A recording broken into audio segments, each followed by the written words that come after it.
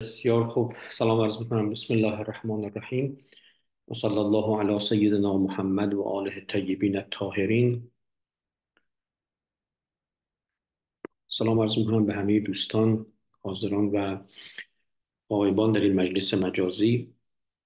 ما در جلسه قبل تا بحث زیدیه رو تا اندازه‌ای آغاز کردیم و گفتیم که در زمان زید بن علی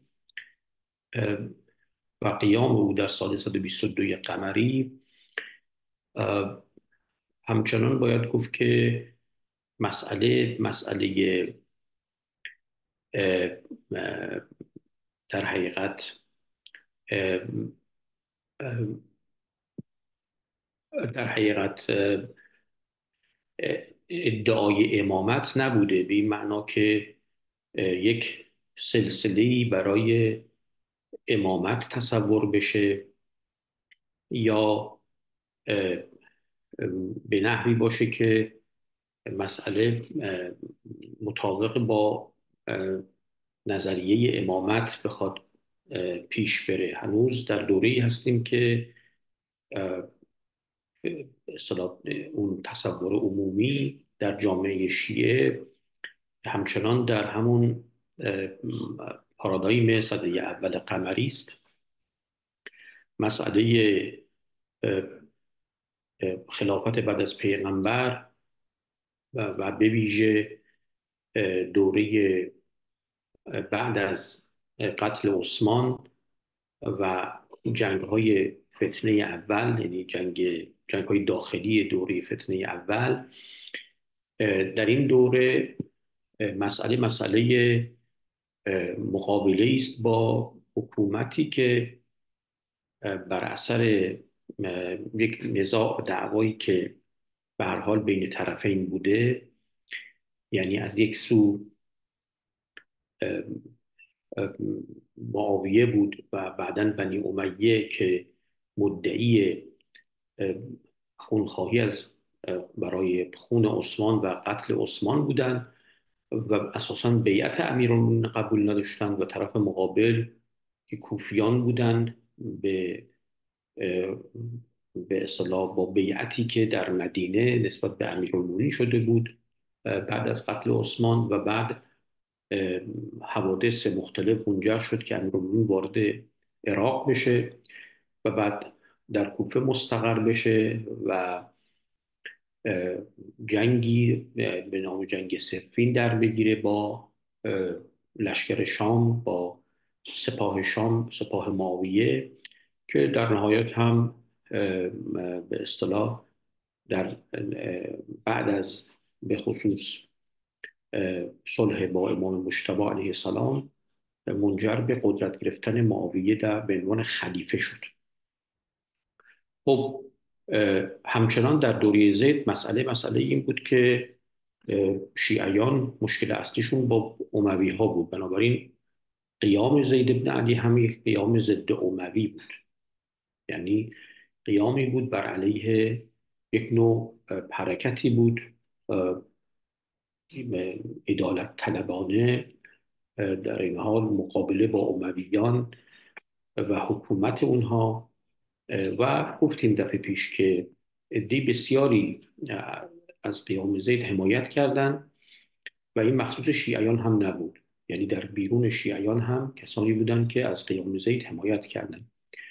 از میان کوفیان حتی جناحایی که اهل حدیث بودند و به طبقه اهل علم تعلق داشتند، اینها با وجود تعهدی که به اصطلاح اون نظام برآمده از سقیفه داشتن، اما با امویان در واقع مشکل داشتن، از جمله با سنت هایی که اموی ها تأسیس میکردن، با شیوه حکومت داریشون و اداره به اصطلاح دارالاسلام.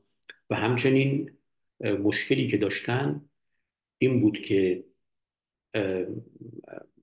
به عنوان یک طبقه در برابر قدرت دینی خلیفگان اموی حالا یه طبقه جدیدی داشت تأسیس میشد که اینها طبقه به اصطلاح مدافعان از سنت بودند یا پاسداران از سنت بودند، کسانی بودند که حدیث پیغمبر رو نقل میکردند و جزو طبقه علما بودند و با در واقع مشروعیت دینی رو در اصل برای خودشون قائل بودند و دستگاه خلیفه رو حداقل در امور دینی معتقد بودند که حق دخالت در خیلی از مسائل رو که مخالف با سنت نداره. یعنی حالا این بحثش اینجا مفصل قابل طرح نیست و قبلا صحبت کردیم که این نزاع در حقیقت کهنه‌ای بوده در میان در حتی از قرن اول و در اوایل قرن دوم به خصوص خب با شکلگیری اولیه علما و تا اندازه‌ای اصحاب فقه و حدیث این مسئله تا اندازه‌ای قابل پیش بینی بود و خب این با نوعی از اختلافاتی که بین در واقع شام و کوفه هم بود با اون هم آمیخته میشد. مدینه تا اندازه‌ای متفاوت با کوفه بود ولی خب یک سنتی در مدینه بود که بعدها مذهب مالکی تو همین سنت مدنی بود. در کوفه ابو حنیفه بود و اصحاب رأی بودند، اصحاب حدیث هم بودند و بخش از اینها با وجودی که علایق شیعی واضحی نداشتند اما از قیام زید حمایت کردند. بخش دیگه ای از کسانی که از قیام زید حمایت کردند کسانی بودند که شیعه بودند، اما شیعه به مفهوم اینکه یا اون گرایش کلی کوفی رو داشتن که خلافت امیرالمؤمنین رو قبول داشتن و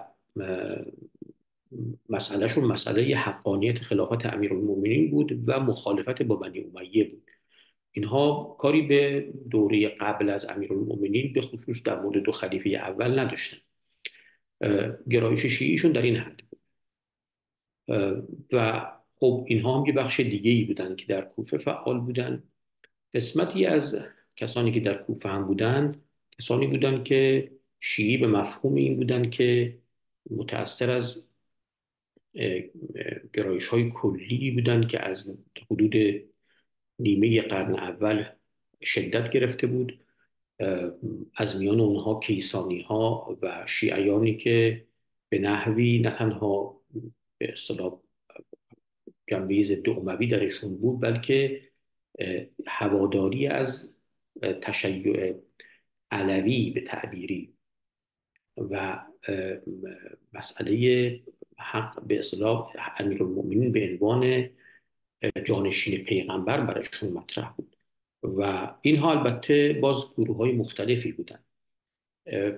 یک گروهی بودن که عملا معتقد بودن که خلافت امیرالمؤمنین خلافت بلافصل بعد از پیغمبره و کسانی که قبل از امیرالمؤمنین خلیفه شدن اینها حق خلافت نداشتن. خب این جریانی بود که ما دفعه پیش صحبت کردیم، گفتیم این جریان تا اندازه‌ای جریانی بود که در گروه جارودیه که نامشون رو آوردیم در اونها قابل پیگیری است و حالا امروز میخوایم که یه مقداری در مورد این گروه بیشتر صحبت کنیم.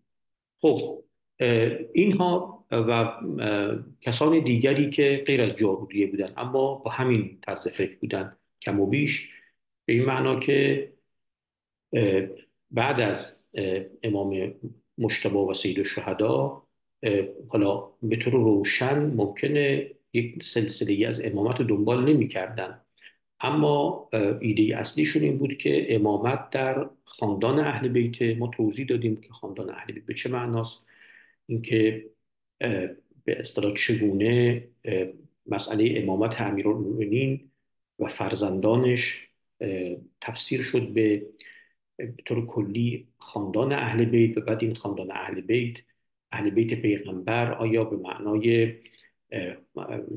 خاندان از فاطمه زهرا، از همسر امیرالمومنین، فرزندان امیرالمومنین هست از فاطمه زهرا، یا شامل صرفاً اهل بیت پیغمبر به معنای کلی است ولی به معنای بنی هاشم به طور کلی تلقی میشد. اینا بحثایی بود که گفتیم در قرن اول و دوم در بحث‌های مربوط به عباسی ها هم توضیح کامل دادیم که چگونه شکل گرفت. ولی اینجا بود که ما از تشیع فاطمی، تشیع علوی و تشیع عباسی صحبت کردیم.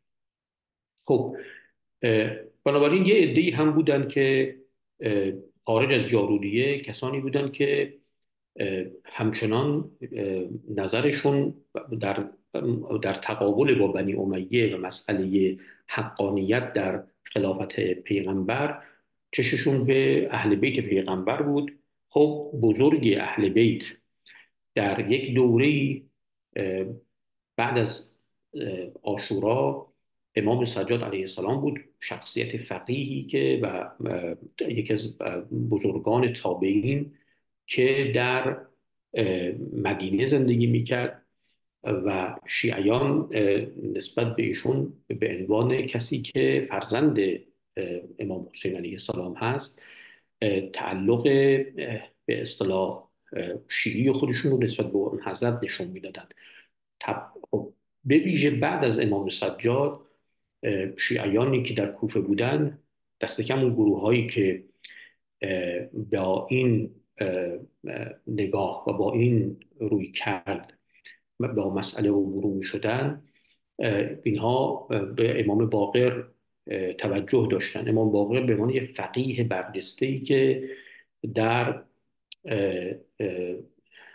مدینه بود و شاگردانی داشت و به عنوان یک کسی که حدیث پیغمبر رو نقل میکرد صاحب فقه بود و علم او شناخته شده بود و شهرت داشت، مورد احترام جامعه مدینه و جامعه کوفه بود. اما خب شیعیان نظر خاص به حضرت داشتن. توی اون چارچوب خب کسانی مثل ابوالجارود ببینیم که از اصحاب از روات امام باقر علیه السلام، کسی است که گفتیم گرایش جارودیه یا فرقه جارودیه که یکی از گروه‌های زیدیه اول هست به اون منسوب است. خب این در میان شیعیانی که با این نوع گرایش ها بودن، یعنی گرایش به این معنا که به امامت امیرالمؤمنین باور داشتن و حتی مشروعیت خلفای قبل از امیرالمؤمنین رو هم قبول نداشتن، اینها همه تا اندازه زیادی تا این دوره دیگه در دوره زید بن علی موضعشون کم و بیش روشن شده بود، به این معنا که در حقیقت در امامت و خلافت حقیقی پیغمبر رو در بنی امیه نمیدونستن، در اتفاق سقیفه هم نمیدونستن و در این حال معتقد بودند که اگر هم امام و خلیفه‌ای بخواد از پیغمبر باشه باید در اهل بیت پیغمبر باشه. در برابر گروه‌های کیسانی که این مسئله رو تا محمد ابن حنفیه پیش برده بودن و بعد حتی برایشون مهم نبود که این در نسل فاطمه زهرا نباشه، به تدریج شیعیان در این دوره شروع کردن مسئله امامت از نسل فاطمه زهرا رو مطرح کردن. ما درست نمیدونیم که از چه زمانی دقیقاً این مسائل طرح دقیق تری می شده، ولی مسلم میدونیم که هرچه بوده در دوره قیام زید بن علی تا اندازه این مسئله روشن بوده. حالا اینکه زید آیا به عنوان فرزند امام سجاد و نسل فاطمی و نسل به اصطلاح امیرالمومنین از فاطمه زهرا مشروعیت خودش رو میخواسته مطرح بکنه، حالا تعبیر مشروعیت یه بحثی است که شاید یک برداشت متأخری باشه، برداشت مثلا فقهی باشه که چگونه در اون دوره و در دوره‌های بعدی میتونستن توجیه بکنن. اما اونچه مسلمه اینه که ما درست نمیدونیم که آیا او این مسئله رو مطرح میکرده یا نه. از دست کم از کسانی که از قیام او حمایت کردن، بخشیشون چون اصلا خارج از منظومه تشیع هم بودن، نشون میده که او قیام خودش رو به عنوان یک قیام ضد اموی و یک قیام عمومی تری تحت عنوان به اصطلاح دعوت به سنت یا دعوت به هدایت و چیزهای شبیه این، حالا به تعبیری که بعدها هم حتی در برخی روایات نسبت داده میشه، مثلا تحت عنوان امر معروف و نهی از منکر، که حالا البته تا اون زمان هنوز این مسئله طرح نشده بود. به هر حال زید در یه همچین فضایی بود. خب تو این فضا یه عده‌ای از شیعیان از او حمایت کردند، اما خود ادعای او و طرح مسئله‌ای که به عنوان قیام ضد اموی هست میتونست موجب تفرق هم بشه، کمون که شد. به این معنا که خب در اون زمان عده‌ای بودن که خب در زمان امام صادق بود و اوایل دوره امامت امام صادق بعد از وفات امام باقر، عرض کردیم در سال 122 زید این کار رو آغاز کرد. خب در اون دوره عده‌ای از شیعیان به واسطه به خصوص بعد از امام باقر و حرکت علمی که حضرت شروع کرده بود، یک در واقع مدرسه تازه‌ای می شود گفت تأسیس شده بود که به ویژه در زمان امام صادق عده‌ای از شیعیان و غیر شیعیان از محضر امام صادق استفاده می‌کردند. هم کوفیان مرتبط بودند با حضرت و هم در مدینه عده‌ای زیادی جزء شاگردان امام صادق بودند. خب شیعیان طبعا از این مسئله دور نبودند. درست است که شیعیان کیسانی شاید فاصله افتاده بود و اونها مسیر دیگه‌ای رفته بودند و شاید در روایات هست که مثلا برخی از اینها با هدایت امام صادق از مذهب کیسانی دست کشیدن و جزء پیروان و اصحاب امام صادق شدن، مثل اینکه اون که در مورد سید حیمیری شاعر معروف اهل بیت گفته میشه. اما به هر حال بقیه شیعیان بخشیشون دست کم کسانی بودند که تو اون محیط به تمایلشون رو به امام صادق نشون میدادن، به ویژه که امام صادق در واقع یک استاد و یک معلم و یک محدث و کسی که صاحب فتوا و فقه بود، حتی در بین کسانی که جزء اسلاف اهل سنت هم بودن امام صادق رو میپذیرفتن و خدمتشون میرسیدن. خب حالا تو این میانه زید بن علی یه جریان ضد اموی رو، یک نوع دعوتی به تعبیر، حالا دعوت در اون زمان دعوت بهش شاید گفته نمیشد، ولی یه دعوتی رو ایجاد به اصطلاح رهبری میکرد که هدف اصلیش ضد اموی بود. خب بعدها البته زیدیه میگفتن که او ادعای امامت کرد و به همین دلیل او رو امام اول بعد از دوره حسنین علیهم السلام میدونن، یا حالا بعضیاشون امام سجاد رو هم مطرح میکنن، ولی بعضی ها هم به عنوان امامی که بعد منتها زیدی ها چون به تسلسل امامت و اینکه زمانی نمی شود که امام نباشه این شکلی باور ندارن، بنابراین گاهی هم میگن این میان ممکنه کسی امام نباشه و جامعه بدون امام باشه. خب ولی در زمان زید اصلا این مسئله مطرح نبود، یعنی مسئله ادعای امامت نبود، چون هنوز جامعه شیعه در این فضا بود که مسئله حقانیت امیرالمؤمنینه و اینکه اگر بنا باشه که خلیفه و یا کسی برش اتفاق نظر بشه برای اینکه جانشین پیغمبر باشه یا خلیفه به جای اموی ها باشه، باید از خاندان اهل بیت باشه، حالا یا به عنوان تشیع فاطمی یا تشیع علوی، یا اونهایی هم که شیعه عباسی بودن میگفتن که عباس و بنی عباس هم همین از این حق برخوردارن. بنابراین اصلا زید نمیتوانسته با ادعای امامت یا اینکه دعوتی بکنه که بعدا خودش رو به عنوان جانشین پیغمبر قرار بده بدون اینکه اتفاق نظر روشنتری در مدینه یا در یک جای اتفاق میفته. یعنی توقع عمومی نبود که کسی اگر که یک دعوتی میکنه و یک مخالفتی با حکومت مثلا وقت بنی امیه میکنه، بعد به سادگی بتونه بگه که من امام هم هستم، خلیفه بعد از پیغمبر هستم، یا مثلا الان حق خلافت با منه. و اون بیعتی که حالا ما نمیدونیم که به چه صورت اتفاق افتاده، ولی نوعی بیعتی که پیروان زید با او کردن و بعد در اون قیامی که زید شرکت داشت و البته با شکست رو برو شد و زید به شهادت رسید، اون بیعتی که بود بیعت به همون کاری بود که در واقع زید بخواست بکنه، یعنی مقابله با حاکم اموی ساکن کوفه بود.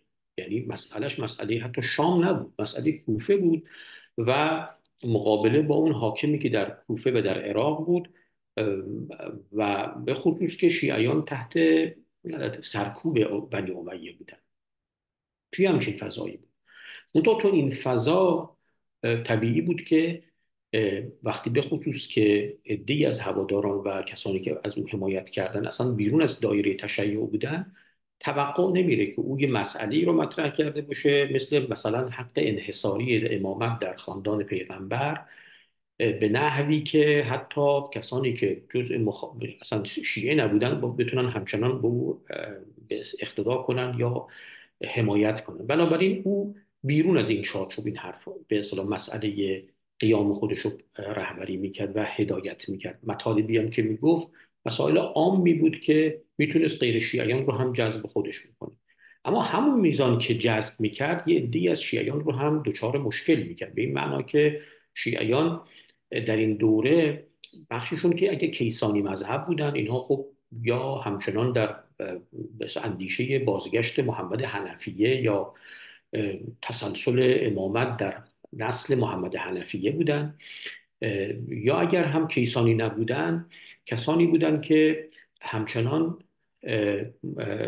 روشن براشون نبود که چرا باید امامت به این شیوهی که زید بن علی با یک قیامی خود دنبال بکنه. یعنی به همین دلیل هم در بحث عاشورا هم همینطوره، یعنی کسانی که در کوفه بودن، ما تو بحث عاشورا گفتیم اینا دعوت کردن امام حسین رو برای اینکه بیاد و به اصطلاح اون چیزی که از کوفه باقی مونده بود در برابر بنی امیه اون رو بازسازی کنه، یعنی برگردونه به اون فضایی که حالا در زمان صفین بود و جنگ امیرالمومنین با معاویه بود و پرچم امیرالمومنین رو در واقع در دست بگیره در مقابل بنی امیه که این حق رو دیگه نداشتن، یا در واقع شیعیان معتقد بودن که معاویه حق نداشت که خلافت رو در فرزند خودش یزید مستقر کنه، یا اساساً خلافت او رو هم خلافت نامشروع میدونستن چون اون نتیجه که تحکیم و بعد صلحی تحمیلی میدونستن بر امام مجتبی. خب پس بنابراین طبیعی بود که یه عده از شیعیان همراهی نکنن. این شیعیان کسانی بودن، ظاهر منابع اینو نشون میده، کسانی بودن که در حقیقت بیشتر متمایل به امام صادق علیه السلام بودن و گفته میشه که این گروه وقتی صفشون رو جدا کردن و همراهی با زید بن علی نکردن، زید اونها رو رافضه خوند. حالا یعنی اینکه اونها تن زدن، رفض کردن، نخواستن بپذیرن زید رو. در برخی منابع خیلی کهنه هم اشاره شده که اونا سوال کردن که خب حالا اولین حرفی که موضع در مورد امامت چیه؟ یعنی تو بعد از پیغمبر، چون احتمالاً اینجوری بوده که وقتی میدیدن دیگرانی غیر از شیعیان هم همراهی دارن میکنن با زید، اونم در کوفه، مسئلهشون این بود که موضع زید درباره فتنه و دوره قبل چیه از خود سقیفه. ظاهرا زید بن علی نمیخواسته که اظهار نظر بکنه درباره خلافت ابوبکر و عمر، چون اون رو با سیاست درستی که حالا بخواد به واسطه یک نوع اتحاد بین مردم در کوفه در مقابل امویان قرار بگیره، نمیخواست این رو بشکنه با رد و انکار خلافت و امامت ابوبکر و عمر. گفته میشه که اونا وقتی سوال کردن که موضع چیه، او پاسخ روشنی به اونها نداد. اونا جدا شدن و همراهی نکردن. حالا اگر حتی اینم درست نباشه، که احتمال داره که شاید درست باشه، به طور کلی این گروه از شیعیان که الان به ویژه در کوفه چشمشون به سمت امام صادق بود به عنوان کسی که عالم اهل بیته، یعنی میدونید بعد از امام باقر به خصوص امام صادق یک جایگاه خیلی خیلی برجسته‌ای داشت و به عنوان بزرگ خاندان اهل بیت این موقعیت رو داشت، هم از لحاظ علمی و هم از لحاظ موقعیت خاندانی، که بتونه عده زیادی از شیعیان رو متمایل به خودش کرده باشه یا شیعیان به اون حضرت تمایل پیدا بکنن. بنابراین اینها در این میون همراهی نکردن و همون هم رافضه خونده شدن.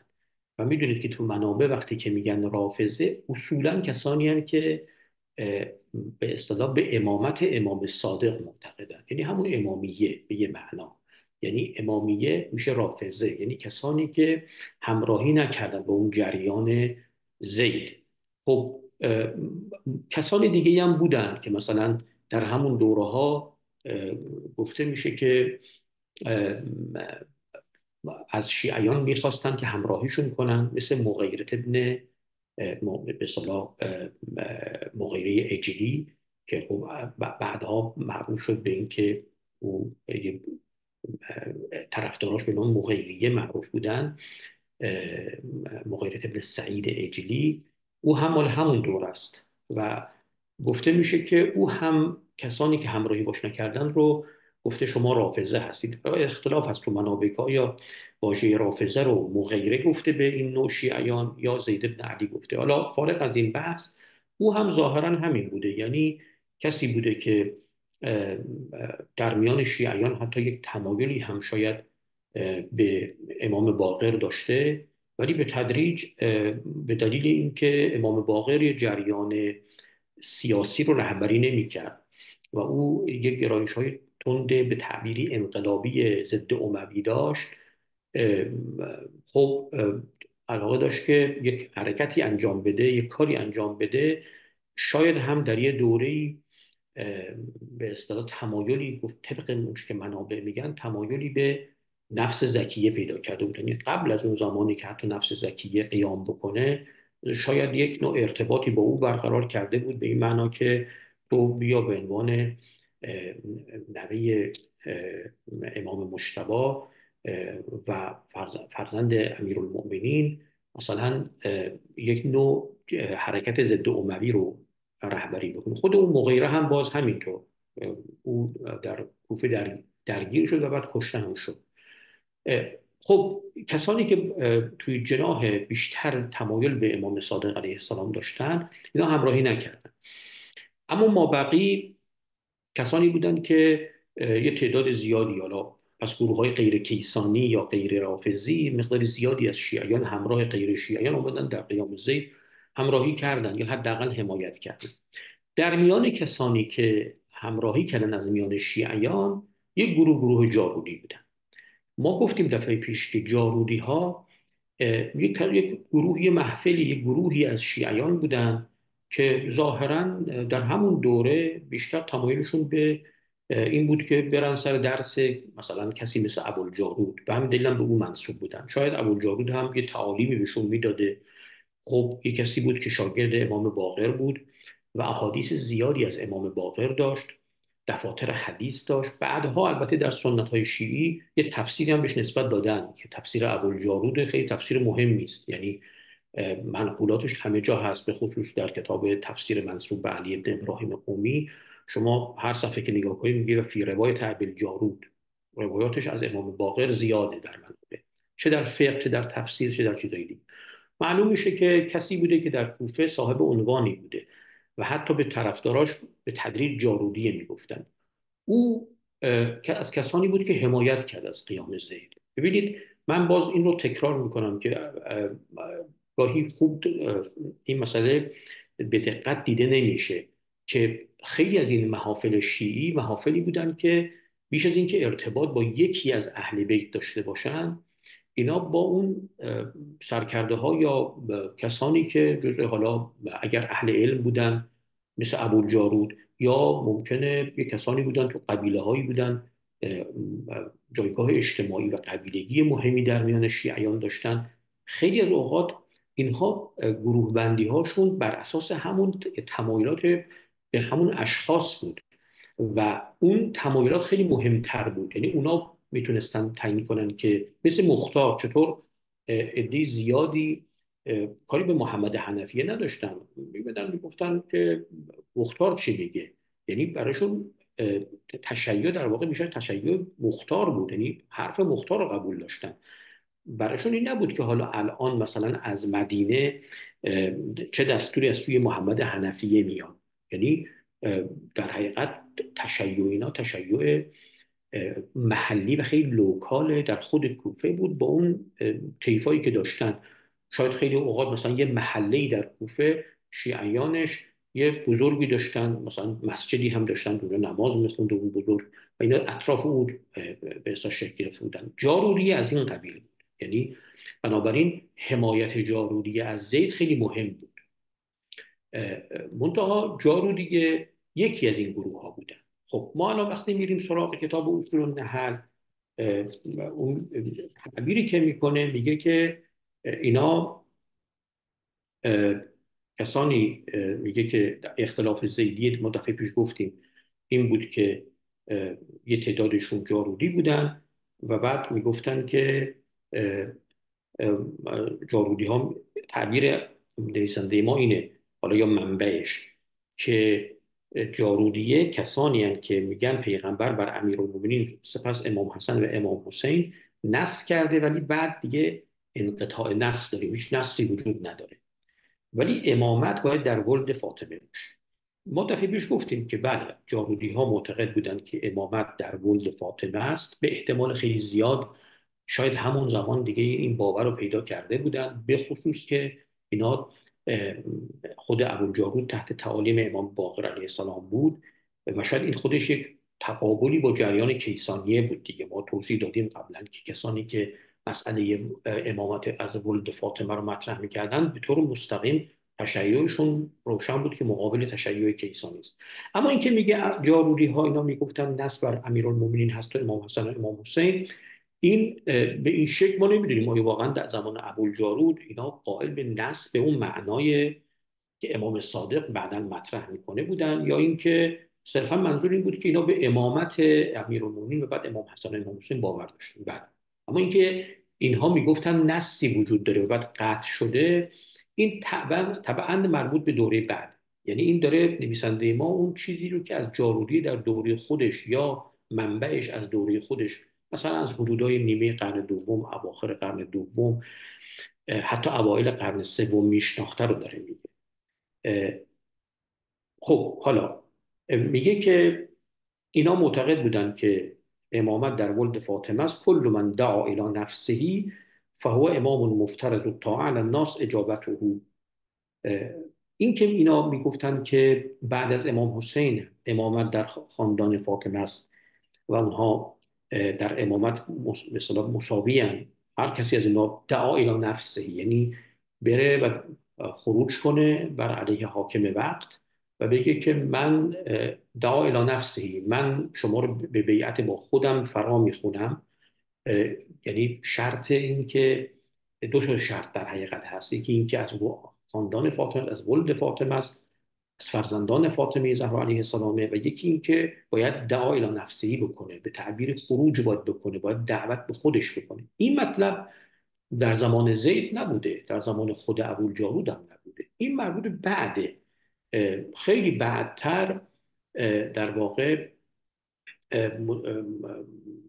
کسانی که متکلمان زیدی بودن اومدن این بحث رو مطرح کردن که شرط امامت این دوتاست، حداقلش این دوتاست.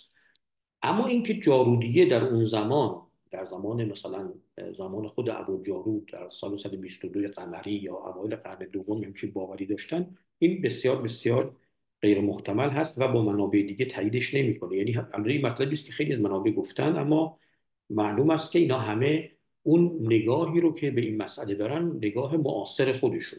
خب حالا میگه که و اظهر البراء من ابی بکر و عمر و اکفروهما، و میگه که اینها اظهار براءت میکردن از دو خلیفه نخست و اینا معتقد بودن که این دو تا خلیفه هما اول من تأمر علی علی، و اینکه اینها قصد خلافت کردن. خب در حالی که میدونیم پیغمبر امیرالمومنین رو قرار داده بود و جعله الخلیفه من بعدهی. خب این ظاهرا اون چیزی است که میتوان با تقریبا با اطمینان خاطر گفت که عقیده این گروه از شیعیان همراه با شیعیان دیگه‌ای که از جمله رافضه گفتیم، یعنی کسانی که در مکتب امام صادق در اون دوره بودن، داشتن. یعنی ابوالجارود و گروه اطرافش کسانی بودند که قائل به این بودند که ما باید اظهار براءت کنیم از دو خلیفه نخست. شما در زمانی ما این بحث رو داریم میکنیم که حدود مثلا سالهای 120 130 قمری تا که کمی شاید 115 قمری 110 قمری در این حدود در میان شیعیان کوفه این فکر ایجاد شده بود، این فکر مطرح بود که این مسئله فقط امامت امیرالمومنین نیست، بلکه باید ما تکلیفمون رو نسبت به نه تنها عثمان، نه تنها بنی امیه، بلکه نسبت دو خلیفه اول هم روشن بکنیم. و اینها قائل به براءت از دو خلیفه نخست بودن.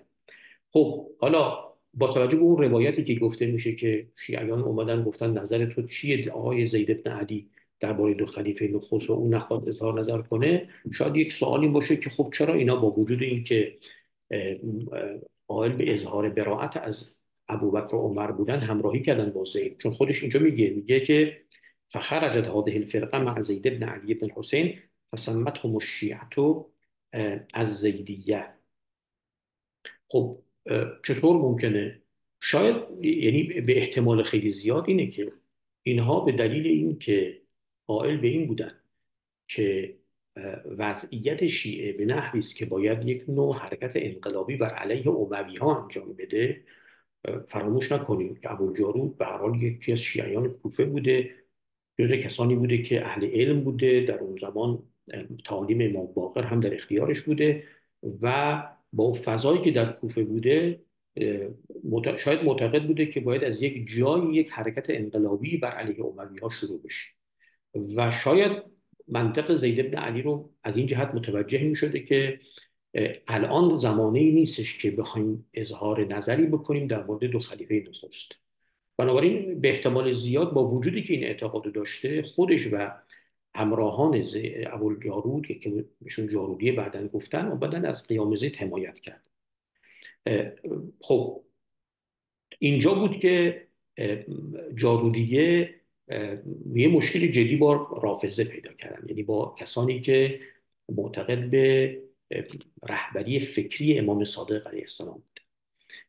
چون ابوالجارود خودش هم با امام صادق ارتباط داشت و بعدها در روایات شیعی با وجود اینکه خیلی به کثرت نقل روایت میکنن از ابوالجارود از امام باقر یا حتی امام صادق، ولی شما اگه در رجال کشی نگاه کنید، در منابع دیگه نگاه کنید، یه نوع به اصطلاح انتقاد تندی از ابوالجارود هست. حتی اینکه امام باقر هم حتی او رو به اصطلاح شیطان مینامیده، یا اینکه امام صادق هم با او چیز بوده و به نحوی گفته شده که ابوالجارود کسی بود که بعد از اینکه اهل ولایت بود، حتی در یه روایت هست که ابوالجارود با اینکه اهل ولایت بود بعد تبدیل شد به اهل ارجاع. یعنی چی؟ یعنی اینکه با وجود اینکه قائل به ولایت اهل بیت بود و این ولایت رو در اظهار براءت از دو خلیفه نخستین میدونست، اما بعداً به اصطلاح تبدیل به اهل ارجاع شد. و اهل ارجاع یعنی چی؟ مرجع ما گفتیم، شما اون رساله‌ای که دفعه پیش ما خوندیم همین بود دیگه، میگفت یه تعدادی از این شیعیان هستند که به اصطلاح میگن که اظهار براءت از ابوبکر و عمر میکنن و اون نویسنده، حالا اگه حسن بن محمد بن حنفیه باشه، میگفت که ما معتقدیم که ما رضایت به امامت اون دوتا داریم. معلوم میشه به هر حال ما که گفتیم که اون رساله احتمالاً از اوایل قرن دوم مال همین دور است. معلوم میشه که در اون دوری مسئله مطرح بوده. خب در حقیقت کسانی که مثل مثل ابو جارود بودن میگفتن که شاید سیاست رو این میدونستن که ما الان نباید در مورد اظهار براءت یا براءت از دو تا خلیفه نخست رو اینو اظهار علنی کنیم. بنابراین شاید سیاست زید رو درک میکردن. به همین دلیل به سرعت جاروریه به عنوان با خود شخص ابوالجارود به عنوان شخص خیلی مطعون و مورد لعن و طردی قرار میگیره توی منابع بعدی، به عنوان کسی که همراهی تا آخر با امام صادق علیه السلام نکرد. خب حالا میگه که و زعموا انه من دعا الی نفسه بالامامه من ولد فاطمه، به اصطلاح ای کسی که به خودش یعنی گفتن جارودی ها میگفتن ای کسی بگه من امامم اما قیام نکنه، نه به اصطلاح نگه، میگه مدعی هست که امامه اما تو خونش نشسته و کاری نمیکنه، فلیس به امام ولا طاعته مفروضه. خب این مسئله است که حتما در دوره ابو جارود اینا نسبت به امام صادق این برخورد رو نداشتن. بعد از شکست قیام زید خب شاید به تدریج تعدادی از زیدیه این تمایل رو پیدا کردن که خب حالا شما که میگید امام صادق امام هست، یا خب شیعیانی که به عنوان رافضه شناخته میشدن، چرا امام صادق جعفر بن محمد صادق حمایت نکرده از زید، یا چرا کاری برای به اصطلاح قیام بر علیه اموی ها انجام نمیده یا بعدا عباسی ها انجام نمیده. خب این میشه و تصور کرد که گروهی از در واقع زیدی ها اینها دست کم در نیمه قرن دوم کم کم یه همچین نگاه منفی داشتن، چون و همراه همین نگاه منفی اساسا این مسئله رو مطرح میکردن که امامت چیزی است که باید همراه با دعوت به نفس باشه و اینکه خروج بر علیه حاکم وقت باشه و اگه کسی این کارو نکنه در واقع امام نیست. منتها در میان خاندان فاطمه زهرا این که جارودیه کی این عقیده رو به طور رسمی تری مطرح کردن، این به نظر میرسه که خیلی بعدتر بوده، یعنی به عنوان شرط امام. اما در طول قرن دوم ما بعد از زید کسان زیادی میبینیم که با الگو گرفتن از زید به خصوص در میان حسنی ها، یعنی خاندان امام مجتبی علیه السلام، کسان مختلفی به اصطلاح بعد از زید و یحیی بن زید به خصوص با آغاز عباسی ها در دوره ابو جعفر منصور و بعد خلفای بعدی مهدی، هارون الرشید و دوره های بعدی بر علیه عباسی ها قیام کردند و اونها رو زیدی میگفتن. به این معنا زیدی میگفتن که یعنی الگو گرفته از زید بن علی بودن. خب عرض کردیم که بعدها فکر کردن که زید امام، یعنی ادعای امامت کرده، در حالی که زید در واقع همونطور که گفتیم اصلا اون دوره ادعای امامت نبود به این معنا. اون که زیدیه رو در قرن دوم موجب شد که مشهور بشن به زیدیه، یعنی کسانی بودن که حرکتشون شبیه زید بود، یعنی الگو گرفته از زید، ولی لزوما اینا کسانی نبودن که شاگردان زید باشن یا تعالیمشون از زید بن علی بگیرن. به همین دلیل میبینیم که خیلی از این زیدی ها اصلا در فقهشون تمایلی هم به روایات زید بن علی نشون نمیدادن که حالا من توضیحش رو خواهم داد. حالا قبل از اینکه بریم به گروه دیگه ای که از زید حمایت کردن در این دوره، ببینیم که منبع ما درباره ابوالجارود چی میگه. میگه که اینا ابوالجارود معتقد بود که حلال خدا همون حلالی است که آل محمد حلال کنه و حرام حرامی است که اونها حرام بدانن و عندهم جمیع ما یحتاج الیه الامه مما جاء به الرسول تاما کاملا عند صغیرهم و کبیرهم. حالا گفته میشه که ابوالجارود معتقد بود که به اصطلاح علم فقط در نزد آل محمد هست، حلال و حرام یعنی فقه رو باید از اونها فرا گرفت و این فرقی نمیکنه که بین یک صغیری از خاندان پیغمبر باشه یا یک کسی که کبیر باشه، علم در بین همشون هست. اگر که به اصطلاح کسی صاحب فضیلتی بشه، اون وقت اینا میتونن به امامتش هم باور داشته باشن. حالا گفته میشه که اون میگفته که من معتقدم که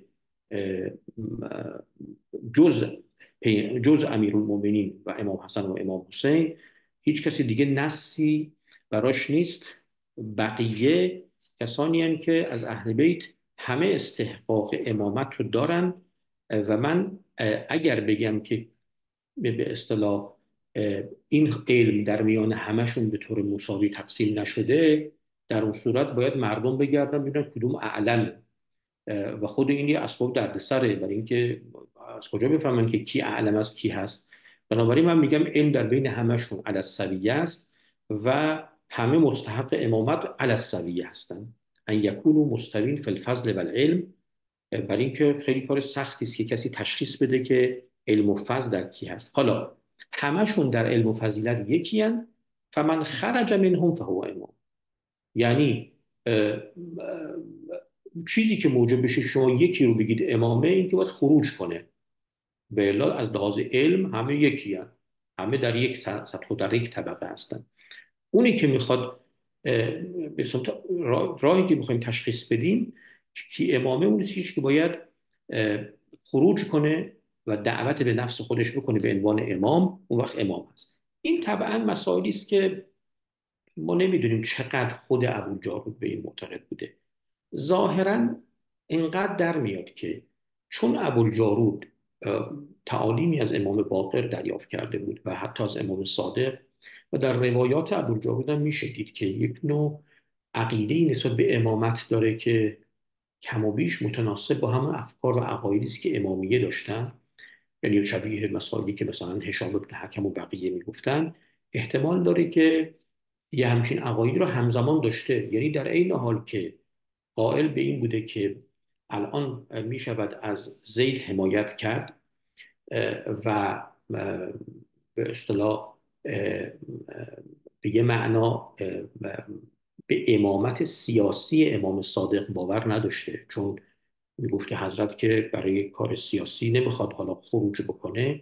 نوعی اندیشه انقلابیش موجب این بوده که بگه که با زید میشه همراهی کرد و اصولا با هر یک از افراد خاندان اهل بیت میشود وقتی که مادامی که خروج کنه و یک عمل سیاسی میخواد انجام بده میشود در کنار او قرار گرفت و این شرط امامت. منتها اون شرط دیگهش یکی این که باید از خاندان خود فاطمی زهرا باشه، از نسل فاطمی باشه و این رو هنوز برای ابوالجارود این مسئله هنوز مسئله، چون هنوز این مطلبی که امام صادق تئوری امامت رو به عنوان چیزی که با اون دیدگاهی که در مورد امامت و اسمت و نسل هست روشن نبوده برای کسی مثل ابوالجارود. بنابراین ابوالجارود میگفته که شرط اول اینه که از خاندان فاطمه زهرا باشه و شرط مهمتر خروجه. حالا اگر ازش سوال میکردن که این کسی که داره خروج میکنه میگه صاحب علمه، خب طبعا میگفته که چی؟ میگفته نه، همه اینها صاحب علمن و به اصطلاح شرط اصلیش خروجه. حالا ببینید این از لحاظ منطقی بعداً آمدن کتاب‌های من النحل یه تفسیرایی کردن به این که خب حالا که شما میگید که شرط اصلی خروجه و همه اشخاصی که از خاندان فاطمه زهرا باشن استحقاق امامت رو دارن، حالا از کجا معلوم که اینا صاحب علمن؟ تو میگی که همه در علم علی السویه هستن، یعنی من نمیام بگم که کی اعلمه. چرا؟ چون میگفته که اگه من بگم که علم ملاکه، در اون صورت مردم نمیدونن کی اعلمه کی غیر اعلمه، خودش موجب اختلافه. خب نتیجه منطقیش چی میشده؟ وقتی اینو در واقع به عنوان یکی از لازمه های حرفش گفتن. ما نمیدونیم تا چند اندازه این حرفا رو میزده، ولی احتمال زیاد این بوده که جایگاه امام رو نوعی از تفسیری که از امام میکرده نوعی امامت دینی هم بوده. یعنی امام رو میگفته صاحب کسی است که منبع شریعت و منتها این رو گسترش میداده به تمام اهل بیت. یعنی اینطور نبوده که بگه که به طور خاص کسی که خروج میکنه باید منبع فقه و منبع حلال و حرام باشه. این یه حالت عمومیتی در تمام اهل بیت داره. هر کدوم که این فضیلت رو نشون بدن، خب و در این حال شرط اصلی که خروج هست رو انجام بدن، او امام خواهد بود. ولی علم در بین همشون علی میتونه باشه. و در مورد شخص امام به طور طبیعی نتیجه مثلا گفتن که گرفته که و هو یقول فی العلم بالالهام، یعنی که انه این که حالا اگه کسی از خاندان فاطمه زهرا باشه خروجم کرده، اون استعداد اصلیه، اون حرف اصلی که بر اینا در علم یکسان هستن، در این شخصی که حالا خروج کرده تعین پیدا میکنه. حالا اگه این نیاز پیدا کنه به یه چیزی که باید بدونه در مقام امام، راه حلش چیه؟ آیا باید مراجعه کنه به سایر اهل بیت؟ ظاهرا میگفته خب چون امامه باید اینجا خدا بهش الهام کنه یه جوری. یعنی اگه یه مسئله پیدا شد که ندونه، باید خداوند به او الهام کنه که تو اینجا اینجوری عمل کن و به نحوی علم رو از طریق الهام دریافت میکنه. حالا الهام به چه معنا؟ آیا مثلا این در واقع همون چیزی است که ما در تشیع امامی هم بعداً میبینیم که جزء منابع علم امام قرار داده شده، نوعی از الهام، نوعی از که بعداً مثلا بعضی ها اون تفسیر به وحی هم کردن، گفتن شبه وحی است بر امام، در حالی که ما قبلا تو بحث‌های علمای ابرار گفتیم که این معنای الهام یه معنای متفاوتی است که اونجا توضیح دادیم. ظاهرا ابوالجارود راه حلی که فکر میکرده، حالا خود ابوالجارود یا بعداً برخی از پیروان ابوالجارود اینجور تفسیر میکردن که اگر بناست که ملاک خروج باشه و علمم فقط در خاندان اهل بیت باشه، اون شخصی که خروج پیدا میکنه هیچ فضیلتی بالقوه نداره بر یکی دیگه. وقتی به مقام امامت میرسه، اونجایی که علمش ناقص باشه از علم بقیه اهل بیت، خداوند به او الهام میکنه. فزعم ان الامام یلهم العلم بالاحکام فی الحوادث اذا احتاج الیه. یعنی خب حالا این امامی که از نسل فاطمی هست، خروجم کرده، دعوت به نفس خودش کرده، امام شده، اگه جایی احتیاج پیدا بکنه حوادث، یعنی که توی جاهایی که نص شرعی درش نیست، بهش نوازل یا حوادث میگن، اونجا با چیکار کنه؟ حرفش این بوده که اونجا خداوند یا به نحوی علم الهام میشه. خب این به اون دلیل بوده که اون میگفته که همه اهل بیت علی السویه هستن در امامت و هم در علم باید علی السویه باشن. چون اگر که یکی رو بگیم ترجیح بدیم، اون وقت انتخاب اعلم خیلی سخته بر مردم. پس ملاک اصلی برای او همون قیام باید دعوت به چیز بوده. این البته عرض کردم این که خود ابوالجارود همه حرفا رو زده باشه بسیار بعیده. یعنی در حقیقت بخشی از این حرفا احتمالاً مال خود ابوالجارود، اونجایی که این مسئله رو مطرح میکنه که علم مال خاندان اهل بیته، حلال و حرام حلال و حرام نیست که اهل بیت میگن. چون ما میدونیم که ابوالجارود از امام باقر حدیث نقل میکنه، از زید حدیث نقل میکنه، آدمی است که حتی از هر یک از اهل بیت پیغمبر، کسانی که در اون زمان بودن و ابوالجارود میتونسته باشون ملاقاتی داشته باشه، حدیث نقل میکرده. یعنی گویی این رو باور داشته که علم باید در میان اهل بیت باشه. شاید به این معنای انحصاری حتی علم، یعنی اینکه بیرون اهل بیت اصلا نباید رفت سراغ حکم خدا و حلال و حرام. همونطور که میگه ما احل الحلال ما احله آل محمد و الحرام ما حرموه. ولی اینکه به اصطلاح مسئله خروج اون زمان به عنوان شرط امامت مطرح کرده باشه، ظاهرا به حالت تئوری نداشته. بله در عمل او از قیام زید حمایت کرد، برای اینکه به اصطلاح ظاهرا باورش این بوده که باید یک کاری بر علیه امویه انجام داد و این کار باید توسط یکی از نسل فاطمه زهرا باشه. خب حالا بسیاری از مشخصاتی که در مورد جاروریه میگیم چیزایی که تو منابع گاهی به خودش نسبت داده شده، ولی اینها مربوط میشه به دوره‌های بعدی. حالا من باز سعی میکنم در جلسه آینده مقداری از اینها رو توضیح بدم. اما یک گروه دیگه ای میگه و قالت فرقه من الزیدیه اخرى یقال لهم البتریه. خب اینا تنها جارودی ها یا طرفدارای ابوالجارود تنها گروهی نبودن که اومدن طرفداری کردن از زید و حمایت از زید کردن. یک گروه دیگه ای هم بودن که اینا میگه اینا اصحاب حسن بن حی و یه عده دیگه مثل هارون بن سعید ایجلی و یه عده زیادی از اسمشون تو منابع هست. میگه که کفجر نوا و خیلی دیگه از شیعیان کوفه که میگه اینا رو بهشون بطریه میگن تو بعدهای حالا کی اینا خودش هم جزء اختلاف روایاته که کی به اینا بطریه میگفتن و چرا اساسا به اینا بطریه میگفتن. خب میگه این گروه که کسای دیگه ای بودن که از خارج از گروه جارودی ها طرفدارای ابوالجارود، اینا اومدن از زید حمایت کرد.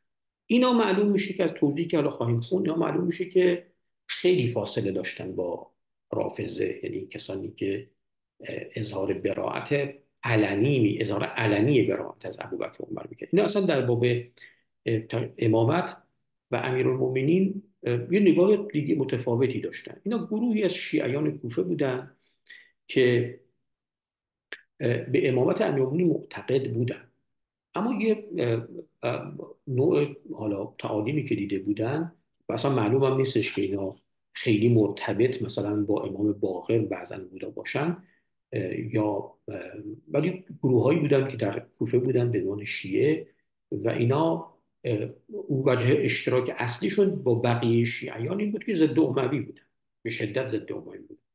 اما اینا برخلاف حالا جارودی ها یا ابوالجارود که به طور انحصاری بیشتر تعالیمش از امام باقر رو سعی میکرد از اهل بیت بگیره، اصلا معتقد بود همونطوری که گفتیم که حلال و حرام همون است که اهل بیت میگن. این گروه از شیعیان اصلا همچون تعهدی نداشتن.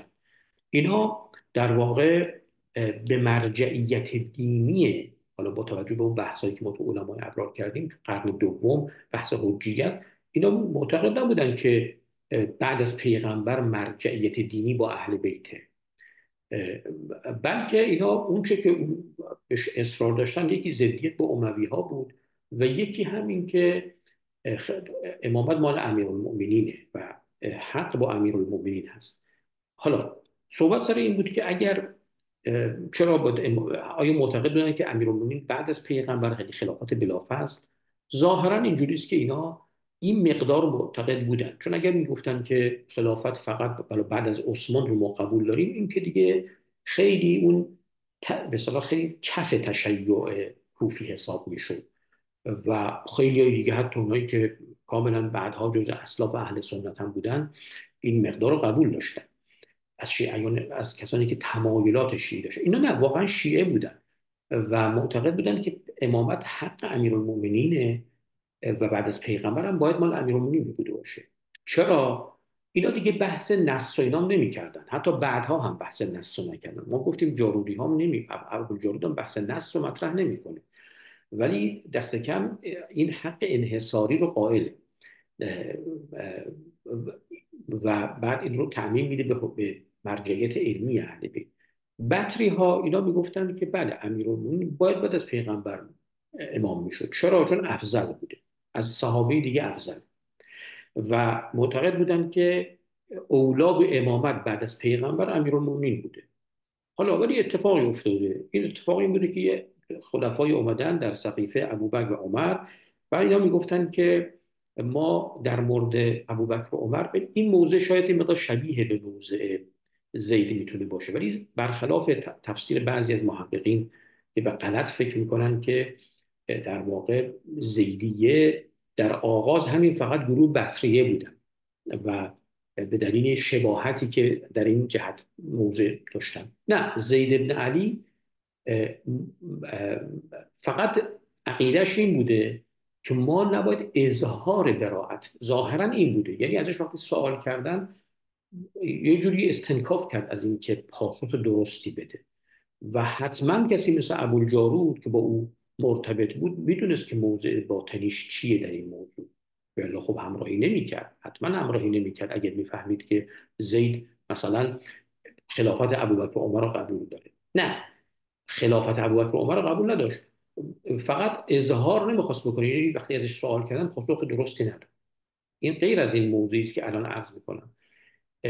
این که بطری ها موضعشون نسبت به خلافت دو تا خلیفه اول مثبت بوده، این به این معنا نیستش که حالا اگر اینا اومدن از زید همراهی کردن اصلا کلا حرکت زیدی اینه. چون برخی از محققین در آثاری که به زبان انگلیسی هم نوشته شده و چاپ شده اینا نوشتن اینو که اصلا اساسا زیدیه اولش همین بطریه بودن و بعدها جارودیه پیدا شدن، در حالی که ما اینجا به صراحت داریم دیدیم که اساسا حتی قبل از خود زید ما جارودیه داشتیم.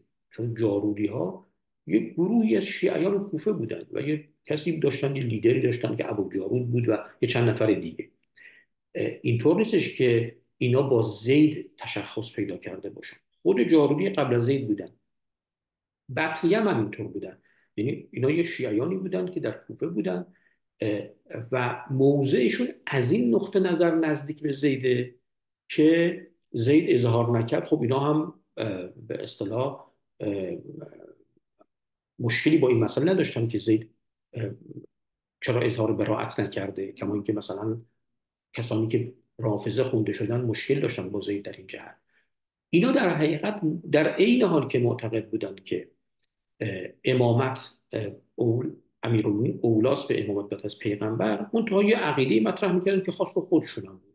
اینا یه گروه های خیلی به اصطلاح وسیعی هم در کوفه بودن. عمدتاً کسانی بودن که جز اهل حدیث بودن، شاگرد تابعین و اتباع تابعین در کوفه بودن، فقیه بودن، یعنی همین شخصیت هایی که اسمشون میاد، حسن ابن صالح ابن حی و خیلی دیگه، اینا جزو فقهای کوفه بودن و اینا برخلاف ابوالجارود که فقط به اصطلاح معتقد بود به اینکه علم در به اصطلاح حجیت خاص در خاندان اهل بیته، اینا پیش هر کسی حدیث میگرفتن و بنابراین بعدها هم جزء منابع اهل سنت هم قلمداد شدن. منتها شیعه بودن، به این معنا شیعه بودن که میگفتن امیرالمومنین چون افضل الصحابه است بعد از پیغمبر اولا به امامت. اما ما خلافت ابوبکر و عمر هم قبول داریم. به چه معنا قبول داریم؟ خب اینجا میدونید بعدها یه عده‌ای بودن مثل معتزله بغداد که اینا میگفتن امامت مفضول جایزه، یعنی کسی که فاضل نیست یا افضل نیست شما میذارید کنار، میرید سراغ مفضول، کسی که افضلیتش پایین‌تره به یه مصلحتی. و این معتزله بغداد بهشون میگفتن اینا شبیه زیدیان، به این دلیل شبیه زیدی میشدن که اینا میگفتن امیرالمومنین افضله. مثلا ابو جعفر اسکافی یه کتابی داره که چاپ هم شده، نام المعیار و الموازنه، مثلا توش مطرح میکنه که امیرالمومنین افضل الصحابه است. منتها در این حال او ابوبکر و عمر و عثمان رو هم قبول داره. چرا؟ چون میگه آقا امامت میتونه به مفضول برسه در حالی که فاضل هست، افضل هست، ولی شما میرید سراغ مفضول. چرا؟ چون یه مصلحتی در بین. این گروه که بهشون بطریه میگیم، اینا از این جهت شبیه اینا بودن. البته نباید دو تا رو با هم خلط کرد. از این جهت شبیه بودن که اینا میگفتن که ما معتقد به افضلیت امیرالمومنین هستیم ولی خلافت ابوبکر و عمر هم قبول داریم. چرا؟ نه به دلیل اینکه یه مصلحتی بوده که اونا خلیفه شن، بقیه مثلا امیرالمومنین خلیفه نشه، کما اینکه مثلا دیدگاه معتزله بغداد این بوده. شما میدونید که مثلا ابن ابی هم همین باور رو داره، میگه امیرالمومنین افضل صحابه است، منتها مصلحت در این بود که امیرالمومنین نیاد خلیفه بشه. عده زیادی بودن تو میان معتزله اینجوری باور داشتن. اینا میگفتن نه، مصلحتی در بین نیست، مصلحت زمانی شد که امیرالمومنین بیعت کرد با ابوبکر، یعنی پذیرفت در نهایت، یعنی رضایت داد به اینکه اینا اول امام بشن قبل از خودش. نه اینکه مصلحتی در بین بود و مسلمان ها با دیدن این مصلحت رفتن این کارو کردن. نه، میگه این کاری که کردن نباید میکردن. امیرالمومنین ابوبکر و عمر هم افضل نبودن، امیرالمومنین افضل بود و بود او امام میشد. ولی بعد که امام شد، وقتی که ابوبکر خلیفه شد، امیرالمومنین چون در نهایت رضایت داد و بیعت کرد، بنابراین ما هم قبول میکنیم دیگه، نمیگیم بگیم که امامت و خلافت اونا. چرا پس اونا مشروعن؟ چون امیرالمومنین بهشون مشروعیت داده با رضایت. این دیدگاه بود توی شیعیان کوفه در اون دوره و خب طبعا جارودی ها، خود ابوالجارود و رافضه یعنی امامیه، کسانی که مکتب امام صادق بودن، سخت با این حرف مخالف بودن. یعنی و اصلا در واقع شعار شیعه امامیه، یعنی کسانی که در مکتب امام صادق بودن، این بود که امامت امیرالمومنین بلافاصله بعد از پیغمبر و کسانی که به اصطلاح قبل از او اظهار به اصطلاح خلافت کردن و یا خودشون خلیفه دونستن، اینا باید ازشون اظهار براءت کرد. کما اینکه حتی جارودی ها دیدیم که میگفتن که و اکفروهما، یعنی حتی جارودی ها میگفتن با اینکه با زید همراهی کردن و زید اظهار براءت علنی نکرد، ولی حتی جارودی ها میگفتن که امامت که مال امیرالمومنین مسلمه، اگه کسی مخالفت کرد اونجا دیگه بحث کفره، و حتی تعبیر و اکفروهما داره. خب خب ولی همه شیعیان کوفه نه از شمار رافضه بودن، یعنی کسانی بودن که تو مکتب امام صادق مثلا هشام بن حکم و اینا اینجوری فکر میکردن دیگه، نه مثل جارودی ها بودن. یه تعداد زیادشون اینا کسانی بودن که جز اصحاب حدیث کوفه بودن، اهل علم بودن، محدث بودن، و حتی اینا از محدثین اهل سنت، یعنی از اسلاف اهل سنت، از صحابه و تابعین و اتباع تابعین حدیث های نقل میکردن. شما اگه تو کتاب‌های حدیث سنی ها نگاه کنید، روایات اینا هست از این قبیل. اینا ولی فرقشون با بقیه که غیر شیعه بودن این بود که اونا افضلیت ابوبکر رو مطرح میکردن، اینا میگفتن نه، افضلیت با امیرالمومنینه. ولی در این حال چون اه، اه، حضرت رضایت داده و بله رضایت داده، میدونسته حق با اوست، حقی رو داره، مثل اینکه یک کسی مثلا یک مالی داره، یک کسی میاد ازش میدزده، بعد مثلا فرض کنید که بهش میگن که اون آدم این کارو کرده، میگه میبخشمش، حق مال خودش. میگه وقتی که مالو داد دیگه ما که نباید مدعی بشیم که حالا چرا او رضایت داد. در واقع رضایت امیرالمومنین به بیعت رو یه رضایت به اصطلاح نه با کراهت، نه اینکه به بیعتی که ناچار با از بیعت بوده. کما اینکه ما میدونیم که امیرالمومنین تا 6 ماه در برخی روایات به حاضر به بیعت نشد و بعد از شهادت فاطمه زهرا بود که در واقع امیرالمومنین ناچارن گفته میشه که بیعت کرده.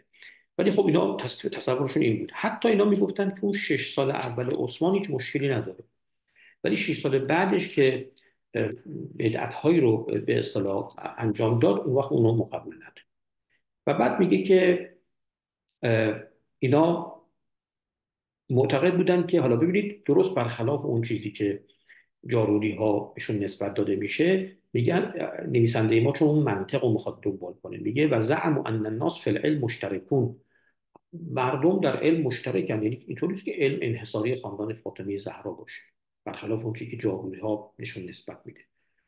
میگه ولد علی و غیرهم من العرب و العجم، و بعد میگه که ولم یخصوا فی العلم رجلا بعینه کما فعل اصحاب الامامه. میگه که اینطور نیست که بگن یه نفر به طور خاص باید امام باشه. اینا اساسا طرفداریشون هم از زید این بود که چون مخالف بنی امیه بودن و میگفتن زید کسی است که قیام کرده، خودش هم اهل علمه، بنابراین حمایت کردن. بناشون بر این نبوده که بگن که امامت فقط در یک خاندان مشخصی هست، یا چون اصل مسئلهشون نمونه امیرالمومنین بوده. بنابراین اینا حتی شیعیان بطری، زیدی بطری، در آغاز دست کم اینا کسانی بودن که به اصطلاح شاید اصلا این انحصار امامت در خاندان فاطمه زهرا را حتی قبول نداشته. در واقع فرقشون با هم به اصطلاح کسانی که از غیر شیعه همراهی کردن با زید این بود که مسئله افضلیت امیرالمومنین رو مطرح میکردن. خب اینا در واقع میگفتن که امامت در شخص خاصی نیست، و همونطور که معتقد بودن ولم یزعموا ان علم الحلال و الحرام محظور علی الامه الا ولد فاطمه کما قالت الجارودیه. اینا میگفتن اینجوری نیست که فقط علم و حدیث و علم و حجیت دینی دست خاندان فاطمه زهرا و خاندان اهل بیت باشه، شما از بیرون هم میتونید کسانی باشن. به همین دلیل اینا کسانی بودن که روایت نقل میکردن از ابو حنیفه مثلا، از سفیان ثوری نقل حدیث میکردن در کوفه، و روایاتشونه که شما نگاه میکنید ببینید که روایاتشون اتفاقا از اهل بیت شاید خیلی کمتر از بقیه است. زیدی بودن و در کتاب‌های ملل النحل اینا شیعه میدونن، شیعه زیدی میدونن، به این اعتبار که همراهی کردن با زید و گفتن که ما در قیامی که زید میکنه همراه هستیم. بعدا هم همینها تعدادی از همین بطری ها در قیام های بعدی که زیدی ها میکردن شرکت میکردن، به عنوان اینکه مخالف با دستگاه قدرت اموی و حتی بعدا عباسی بودن. بنابراین به این معنا میگه زیدی هستن. پس ببینید ما الان تو محیط کوفه در اوایل قرن دوم میبینیم که شیعه به یه معنا که نیست، انواع مختلفی داره و خود جریان زید یه جریانی است که حالا به عنوان نقطه عطفی میاد یک به اصطلاح فضاهای تازه‌ای رو درست میکنه.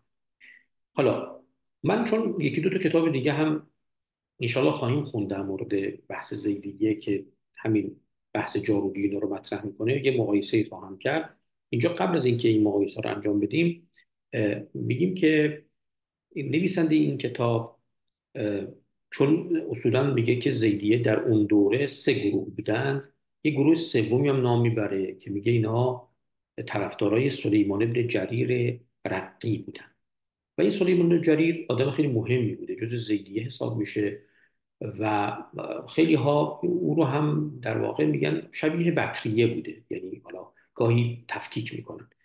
اون چه که در این کتاب گفته میشه خیلی جالب توجهه برای اینکه ببینیم که چطور تصویری که نویسنده ما یا منبع نویسنده ما میده از این گروه در حقیقت شناختی است که او از زیدیه معاصر خودش داشته و اون تحولی که زیدیه به تدریج پیدا کرد. حالا زیدیه‌ای که ما دیدیم که یه گروهشون طرفدارای ابوالجارود بودن یا با اون افکار خاصی که داشته و گروه دیگه خیلی تمایل شیعه ضعیفی داشتن. حتی حالا خواهیم خوند در کتاب سعد اشعری به این گروه بطریه میگه اینا ضعفای شیعه، یعنی شیعه هستن به معنی ضعیف کردنش، و جارودی ها رو میگه که اینا شیعه اقویا بودن، یعنی تو تشیعشون قوی بودن. زید به عنوان یه آدمی که یک جریان سیاسی رو با یک دعوت عام اسلامی بر ضد اموی‌ها شروع کرده بود، تیپ های مختلف و طیف های مختلفی ازش حمایت کردن و این تشیع هم به همین شکل، یعنی تشیع کوفه یک شکل و بر یک به اصطلاح عقیده کاملا مشابه هم نداشتن، طیف های مختلفی بود. حالا اینجا میگه طیف سومی از کسایی که جزء زیدیان، اینا میگفتن که امیرالمومنین بعد از پیغمبر افضل صحابه است و اصلا اولا به امامت هم هست. چرا؟ چون پیغمبر اصلا خودش تنبیه داده به اینکه او اصلح برای امته و در روایاتی حتی گفته که یه جوری حضرت از امیرالمومنین صحبت کرده که اگر یا تنبیه داده، یعنی اشارتا گفته. اینا در واقع این عقیده است که اون زمان البته زمان زید اصلا مطرح نبود. این مطلب کاملا روشنه که یه واکنشی است به اون چیزی که امام صادق علیه السلام در مورد بحث نسل مطرح میکنه و هشام توضیح میده. در زمان زید یه همچین فکرایی نبوده. به تدریج و به خصوص تو اواخر قرن دو اوایل قرن سوم در میان زیدیه این فکر ایجاد شد. چه میگفتن؟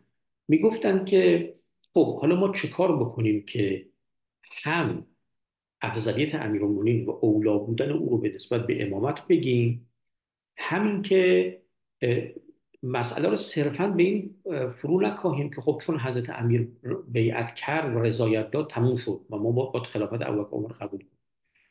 اینا به تدریج زیدی ها به این نتیجه رسیدن که شاید یک راه حل این باشه که بگیم که پیغمبر درسته که یعنی در اینم در مقابل اون حرف نصی است که امام صادق بود. چون نصی که امام صادق و هشام میگن حضرت پیغمبر نص آشکار کرد که علی بعد از من امامه.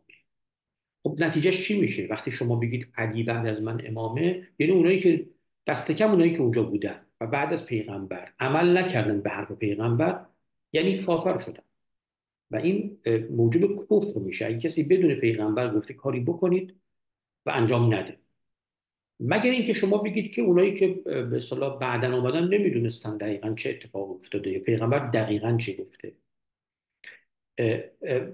بنابراین برای این گروه از زیدیه به تدریج این باور ایجاد شد. حالا ما دلیلش رو بعدا خواهیم گفت چرا این مسئله رو مطرح کردن از لحاظ سیاسی اجتماعی. این مسئله مطرح کردن که بله پیغمبر امیرالمومنین رو انتخاب کرده، ولی به یک اشاره کرده، یک تنبیهی داده، یک چیزی گفته که اگر کسانی که اونجا بودن میشنیدن میفهمیدن که امیرالمومنین خلیفه بعد از پیغمبره، بلافاصله بعد از پیغمبر او باشه. و بعد میگه که میگفتن که حالا گفتن این اینجوری و این مطلب چیزی که زیدی های حالا نویسنده ما به اصحاب سلیمان بن جریر نسبت میده، این عملا بعدها شد عقیده رسمی بسیاری از زیدیه در قرون بعدی. اینا چی معتقد بودن؟ معتقد بودن که در حقیقت اینو میگفتن روایات ها تعبیر نویسنده ما اینه، میگه که و اولاهم بالامامه لتنبیه النبی علی فضله و علی ان الاصلح للامه ان تولیه الخلافه من بعده. یعنی اصلح برای خود امت هم اینه که امیرالمومنین رو انتخاب کنن و پیغمبر اشاره هم کرده. منتها زعم ان السلف اخطأوا فی تولیتهم ابابکر خطأ لا یکفرون به ولا یکفرون به ولا یضلون لانهم اجتهدوا، یا لا یکفرون به هر دوش میشه خون، ولا یضلون لانهم اجتهدوا آرا فبعلت الاجتهاد لم یلحقهم کفر ولا. یعنی در واقع میگفتن که آقا بله پیغمبر یه اشاره‌ای کرد و این اشاره رو اینا بد فهمیدن، یه اجتهادی کردن، دیدن که شاید هم پیغمبر مثلا جدی نمیگفته یا مثلا پیغمبر توصیه‌ای کرده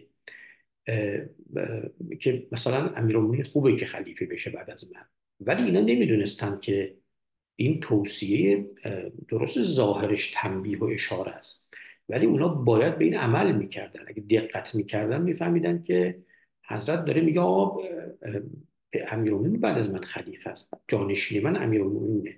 اینا با رفتن سراغ ابوبکر در حقیقت خطا کردن. منتها این خطا از خطای از نوع کفر نیست، یعنی خطای اجتهادیه و این یه راه حلی است که بعدها زیدیه پیدا کردن برای اینکه بتونن چگونه به اصطلاح در عین حال که البته نه همه زیدیه، بخشی از زیدیه این تفکر رو داشتن که ما یک راه حلی پیدا بکنیم برای اینکه بگیم که عملا امت دچار کفر نشده در عدم انتخاب یا قبول امامت امیرالمومنین، به این معنا که و البته استدلال های کلامی هم میکردن براش که حالا ما وارد این بحثا نمیشیم چون بحث امامت امامیه هم پاسخ این حرفا رو داده از طرف خودش. ولی یه تعدادی از زیدیه در طول تاریخ این باور رو مطرح میکردن و نویسنده ما داره این رو به یک گروهی در همون دوره به اصطلاح نیمه قرن دوم نسبت میده که این حرف به اصطلاح فقط یک انعکاسی از اون زیدیه‌ای که در دوره خود نویسنده ما بودن. این بیشتر مال حدود اوایل قرن سوم هست تا نیمه قرن دوم یا اواخر قرن دوم. میگه که اینا معتقد بودن که خب حالا پیغمبر اشاراتی کرد اشخاص متوجه نشدن، اجتهاد کردن، گفتن این حدیثی که پیغمبر گفته ظاهرش معلوم نیست که توصیه اکید باشه، حالا ما مثلا به جای امیرالمومنین میبینیم سراغ ابوبکر. بنابراین یه اجتهادی کردن، نهایتش اینه که خطایی در اجتهاد کردن و خطای در اجتهاد دیگه موجب کفر و فسق نیست. یعنی مثل هر فقیه دیگه‌ای ممکنه خطایی در اجتهاد بکنن و این خطای در اجتهاد به اصطلاح موجب کفر و فسق نیست. بنابراین به این معنا یک به اصطلاح جمعی میکردن بین قول به امامت بلافصل امیرالمومنین با عدم تصریح یا حتی اعتقاد به وجود کفر و فسقی اگه کسی تخطی کرده باشه از تنبیه و اشاره پیغمبر بر اینکه امیرالمومنین باید خلیفه باشه. خب این نکته رو عرض کنم که خود این نشون میده که این حرف نمیتونه مال حدود نیمه قرن دوم باشه، چون در اون دوره هنوز این بحث که اجتهاد میتونه خطا باشه و خطای در اجتهاد به اصطلاح موجب اشکالی نیست و اجتهادها میتونه متفاوت باشه. اون چیزی که تحت عنوان تصویب در اجتهاد میگن، یعنی به اصطلاح مصوبه، که میگن هر مجتهدی مصیبه، چون اجتهاده آدم میتونه چون نص آشکاری که نیست، بنابراین اجتهاد است. خود این حرف مال به اصطلاح اواخر قرن دوم و بعد از قرن دوم و قرن سوم اینا مطرح میشه. بنابراین خود این نشون میده که این حرف نمیتونه مال زمان سلیمان بیجاری باشه. ولی این حرف بعدها مستمسک حتی برای خود اصحاب حدیث اهل سنت شد، چون در مورد اصحاب حدیث یکی از حرفا این بود که خب حالا همه صحابه عادلن و چرا بین خودشون جنگ شده؟ چرا طلحه و زبیر در جنگ جبل اومدن بر علیه امیرالمومنین شمشیر کشیدن؟ بعد عایشه ام المؤمنین چرا این کار کرده؟ اگر امامت امیرالمومنین حقه، پس وضعیت اونا چی میشه؟ ما قبلا بحث کردیم که یه راه‌حل‌های مختلفی برای این مسئله داشتن. یکی از راه‌حل‌هاشون این بود که آقا اینا همه مجتهد بود، هم طلحه مجتهد بود، هم زبیر مجتهد بود، هم عایشه مجتهد بود، هم امیرالمومنین. اینا در یک مسئله سیاسی اختلاف پیدا کردن و این در واقع درسته که این مسئله سیاسی دینی بود و حتی تفسیری از دین بود، منتها خب نهایتش بود که اجتهاد کردن دیگه. امیرالمومنین یک جور اجتهاد کرد و طلحه و زبیر هم جور دیگه اجتهاد کردن. حتی اینا میگفتن که بعدها با همین شیوه معاویه رو هم مصیب میدونستن. معاویه هم درسته که بر خلافت امیرالمومنین قبول نکرد و حتی جنگید، ولی معاویه هم مجتهده و میدونید که بعدها یزید رو هم مجتهد دونستن. خیلیشون گفتن یزید هم در کشتن امام حسین یه اجتهاد کرده. این مطلب رو ابوبکر ابن العربی که شاگرد غزالی است و اندلسی است و نه با ابن عربی معروف محی الدین به اصطلاح اشتباهش گرفت، چون قبل از ابن عربی بوده. اون محی الدین ابن عربی است و این ابوبکر ابن العربی، این شاگرد غزالی است و این اصلا معتقد بود که آقای یزید هم مجتهد بوده، یه اجتهادی کرده و در عاشورا خلاف اجتهادش که نمیتونه عمل کنه. یعنی در به یه معنا میگه آقا اصلا این کاری کرده بر اساس اجتهاد نه تنها مصیبه، بلکه یعنی مصیب به معنای با صاد، یعنی بر ثوابه، بلکه حتی ثواب هم میبره به معنای اینکه ثواب با سه نقطه، یعنی که چون عمل به اجتهادش کرده اونم به اصطلاح برای خدا، بنابراین ثواب از خدا هم میبره. میخوام بگم این دامنش خیلی میتونه گسترده بشه. ولی خب اینا یه راه حلی پیدا کردن برای اینکه اگر که جای نص آشکاری نبوده و ادعا میکنن که نص آشکار شیعه امامیه و اون حرفی که هشام بن حکم از روز اول گفته، معتقد بودن شیعه امامیه که ما بر امامت امیرالمومنین نص آشکار پیغمبر آشکارا اعلام کرده بعد از من علی جانشین منه و این جایی برای تفسیرها نمیگذاره مگر به نحوی از تفسیر رو، مثلا حالا اون بحثایی که متکلمین امامی مطرح می‌کردن برای اینکه انواعی از مباحث رو در این زمینه مطرح کردن که آیا چگونه میشه نصی تفسیر شه نشه، اینا واردش نمیشیم، ولی میگفتن بر امیرالمومنین پیغمبر نص آشکار کرده. خب این گروه از زیدیه رو میگه که اینا به این راه حل رسیدن. در واقع زیدیه معاصر نویسنده ما یه تعدادیشون واقعا اینجوری فکر میکردن. این در مورد امامت میگفتن که نص هست از پیغمبر ولی نص خفیه، یا به تعبیری میگفتن نص بالوصفه، یعنی وصف کرده کی باید بعد از من باشه، پیغمبر. مردم اگه فکر میکردن میفهمیدن که این وصف مصداق منحصر به فردش امیرالمومنین ولی خب اگه نفهمن خطا که نکردن، ببخشید خطای منجر به کفر و فسق که نکردن، نهایت چیزی که خطا کردن و یه خطایی است که مورد عفو میتونه قرار بگیره. یعنی اینو اصطلاحاً به تدریج بهش گفتن نص خفی، یعنی گفتن نصی که پیغمبر کرده بر امیرالمومنین نص خفی است. و اینو بعدها زیدیه در اوایل قرن سوم بعدش یه تعدادی از زیدیه این دیدگاه رو داشتن که نص بر امیرالمومنین نص خفی است. چرا؟ چون اگه میگفتن نص جلیه، اون وقت به طور طبیعی باید میگفتن که ما باید اظهار براءت هم بکنیم از کسانی که به جای امیرالمومنین خلافت پذیرفتن یا تحکیم کردن و تثبیت کردن. خب حالا میگن که ولی در این حال این شیعه هم بودن اینا، یعنی این شیعه یعنی که میگه اصحاب سلیمان جریرن، اینا به اصطلاح طبق گزارش منبع ما میگه که اینا در مورد کسانی که با امیرالمومنین میجنگیدن میگن نه کافرن. یعنی کسی با امیرالمومنین بجنگه، یعنی اصحاب صفین، معاویه، اینا رو میگفتن که اینا دیگه به کفر رسیدن.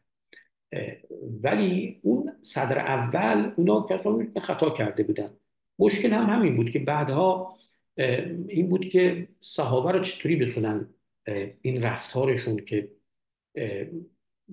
عمل به نص نکردن رو بتونن توجیه کنن، در این حال مورد احترام باشن. به همین دلیل این راه حل میانه‌ای بود که گروهی از متکلمین زیدی بهش رسیدن. خب حالا البته یه عقایدی نویسنده ما به گروه اصحاب سلیمان بن جریر نسبت میده به عنوان گروه سوم، که اینا علاوه بر اینها کاملا روشنه که عقاید زیدیه و متکلمین زیدی معاصر خودشو داره میگه، ولی اینها رو به عنوان اصحاب سلیمان بن جریر میگه. چون در اوایل قرن سوم این حرفا بود، این که یک امامت در میان زیدیه اون زمان میگفتن که فقط در ولد فاطمه است، چه امام حسن چه امام حسین. و اینکه تمسک هم میکردن به حدیث ثقلین. اینو چون شما تو منابع زیدی ببینید، توی کتاب‌های زیدی از قرن سوم چهارم اینو میبینید که اونا استناد به حدیث ثقلین میکنن یا ثقلین، که بگن که عترت پیغمبر و اهل بیت پیغمبرم خاندان فاطمه، از نسل فاطمه زهرا علیه السلام، فرزندان حسن و حسین علیهم السلام هستند و اینها کسانی هستند که اهل بیت پیغمبرن و اگر این اشخاص به اصطلاح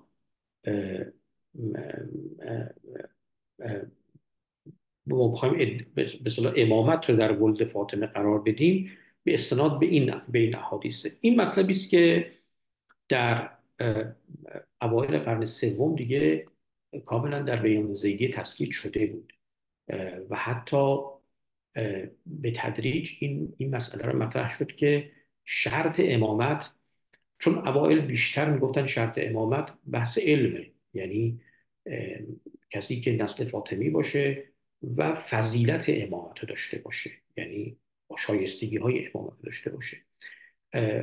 یکی از شایستگی ها طبعا این بود که وقتی ادعای امامت میکنه بر علیه ظلم دستگاه حاکم مثلا بتونه مقابله کنه و عملا هم زیدی ها در قرن دوم، اوایل قرن سوم بعدش همین کارا میکردن. ولی به تدریج این نظریه رو تثبیت کردن که اصلا شرط دیگه‌ای هم وجود داره و اون اینکه باید خروج بکنه به سیف، یعنی باید نسل فاطمی باشه و فضیلت‌های امامت رو داشته باشه مثل علم و فضیلت شجاعت و اینها، و در عین حال باید خودشو در معرض قرار بده، یعنی باید بیاد و به امر معروف، یه تعبیر امر معروف و نهی از منکر هم به کار می‌بردن، به امر معروف و نهی از منکر بیاد بیعت مردم رو بگیره. حتی گاهی تعبیر الرضا من آل محمد رو به کار می‌بردن، یعنی خودشونو در معرض قرار بدن و بگن که کسی هستن که اگر برشون اتفاق بشه از سوی آل محمد، یعنی همه بقیه آل محمد برشون اتفاق بکنن یا اتفاق بشه از سوی مؤمنینی که باشون با او بیعت میکنن، او خودشو برای مقام امامت به اصطلاح کاندیدا میکنه و خودشو به عنوان امام مطرح. با این حساب در واقع امامت رو این عنوان مطرح کردن که شرط اساسی غیر از اینکه از ولد فاطمه است، از خاندان فاطمه زهراست، باید هم علم و فضیلت داشته باشه و هم خروج به سیف بکنه. به همین دلیل شما میبینید که مثلا کسی مثل یحیی بن الحسین الهادی الحق که دولت زیدی رو در سعده در سال 297 قمری تأسیس میکنه، اولین کاری که میکنه یعنی به معنی خروجه، یعنی میگه که بر علیه حکومت عباسی و والیان عباسی در اون زمان در یمن بودن، در اونجا میاد بر علیه اونها و بعد دعوتی میکنه، ادعی باش بیعت میکنن، ادعای امامت میکنه و قدرت رو به دست میگیره. خب این در واقع پیشینه ای داره. پیشینش خب ما دیدیم که زید بن علی مسئله ادعای امامت مطرح نبود براش. حتی نمیگفت که به اصطلاح به احتمال خیلی زیاد حتی مسئله این که من مشروعیتم از خاندان پیغمبر و از خاندان امیرالمومنین میگیرم نمیگفت، چون کسانی که از او حمایت کردن و از قیام او حمایت کردن همشون شیعه نبودن. اما به تدریج بعدها کسانی که به الگوگیری از او بر علیه اموی ها و عباسی ها قیام کردن به اونها زیدی میگفتن و این زیدی ها گروه های مختلف شیعه بودن. یعنی برخلاف اینکه ما فکر کنیم اول یه زیدیه داشتیم بعد گروه اینا تقسیم شدن، اونطوری که این نوع منابع ملل حل میخوام بگن، پیشنهادی که من دارم اینه و اینو من برعکس میبینم. گروه هایی بودن که این گروه ها از زید حمایت کردن و بعدا اینا وقتی خواستن بعدی ها توصیف کنن میگفتن زیدی ها به چند گروه تقسیم میشن. نه اینکه اینا اول زیدی بودن و هویت زیدی داشتن و بعد تقسیم شدن به جارودیه و بطریه یا مثلا اصحاب سلیمان ابن جریر و سلیمانیه بهشون میگفتن و اینها. نه، اینا گروه های مختلف شیعه بودن در کوفه و افکار خودشون رو داشتن، مرجعیت های محلی و لوکال خودشون رو داشتن. همشون هم در همه عقاید ممکنه مشترک نبودن، ولی در یه چیز با هم اشتراک پیدا کردن و اون این که از زید بن علی حمایت بکنن و حمایت هم کردن. بعد هم به همین دلیل بهشون زیدیه میگفتن. خب پس بنابراین ما در این دوره قرن دوم مواجه میشیم، یعنی اوایل قرن دوم مواجه میشیم با اندیشه کسانی که میمدن به اصطلاح نوعی پیشنهاد سیاسی داشتن برای جایگاه خلافت. حالا که خلافت اموی رو ما قبول نداریم، یک راه حلی پیدا بشه به شکل‌های مختلف برای اینکه یک کسی بیاد و در مقابل اموی‌ها قرار بگیره. خب به تدریج که بنی عباس آمدن دایره بنی هاشم رو توسعه دادن به این معنا که خودشون هم داخل میدونستن به عنوان بنی عباس و خودشون رو اهل بیت پیغمبر میدونستن. ما در بحث‌های عباسیان گفتیم که اینا چطور به تدریج اول این طرح و مسئله مطرح کردن که ما جزئی از اهل بیتیم و بعد حتی میگفتن که بعد از امیرالمؤمنین مثلا به نحوی حق تمام اهل بیت پیغمبر هست و این رو به عنوان بنی هاشم مطرح میکردن. گویا حتی مثلا میگفتن این حق و این وصیت از جریانی است که امیرالمومنین به ما رسیده، ولی به تدریج بعد گفتن که ما اصلا حق از خود عباس اومده. عباس عموی پیغمبره و عمو که اولاست بر پسر عمو. اگر امیرالمومنین امامه و خلیفه بعد از پیغمبر باشه، عموش تا زنده است که اون مهمتره و ما نسل عموی پیغمبر هستیم. بنابراین اینجوری مشروعیت خودشون رو مثلا مطرح کنن. در این چارچوب مشروعیت و اصل نسل فاطمی اهمیت بیشتری پیدا و اینکه امامت در نسل فاطمه زهراست. یعنی این ایده که امامت در نسل فاطمه زهراست، یکی مخالفت با عباسی ها بود و یکی هم ایده مخالفت با کیسانی ها بود، چون کیسانی ها امامت محمد حنفیه پسر امام امیرالمومنین رو مطرح می‌کردن که اصلا از همسر دیگه ای بود و از نسل فاطمی نبود. ولی در این دوره به نیمه تا نیمه قرن دوم به تدریج این قضیه تثبیت شد. تئوری این که امامت در نسل فاطمی است. حالا از کجا این تئوری از لحاظ کلامی به صورت علمی تری مطرح شد؟ اون تعالیم امام صادق.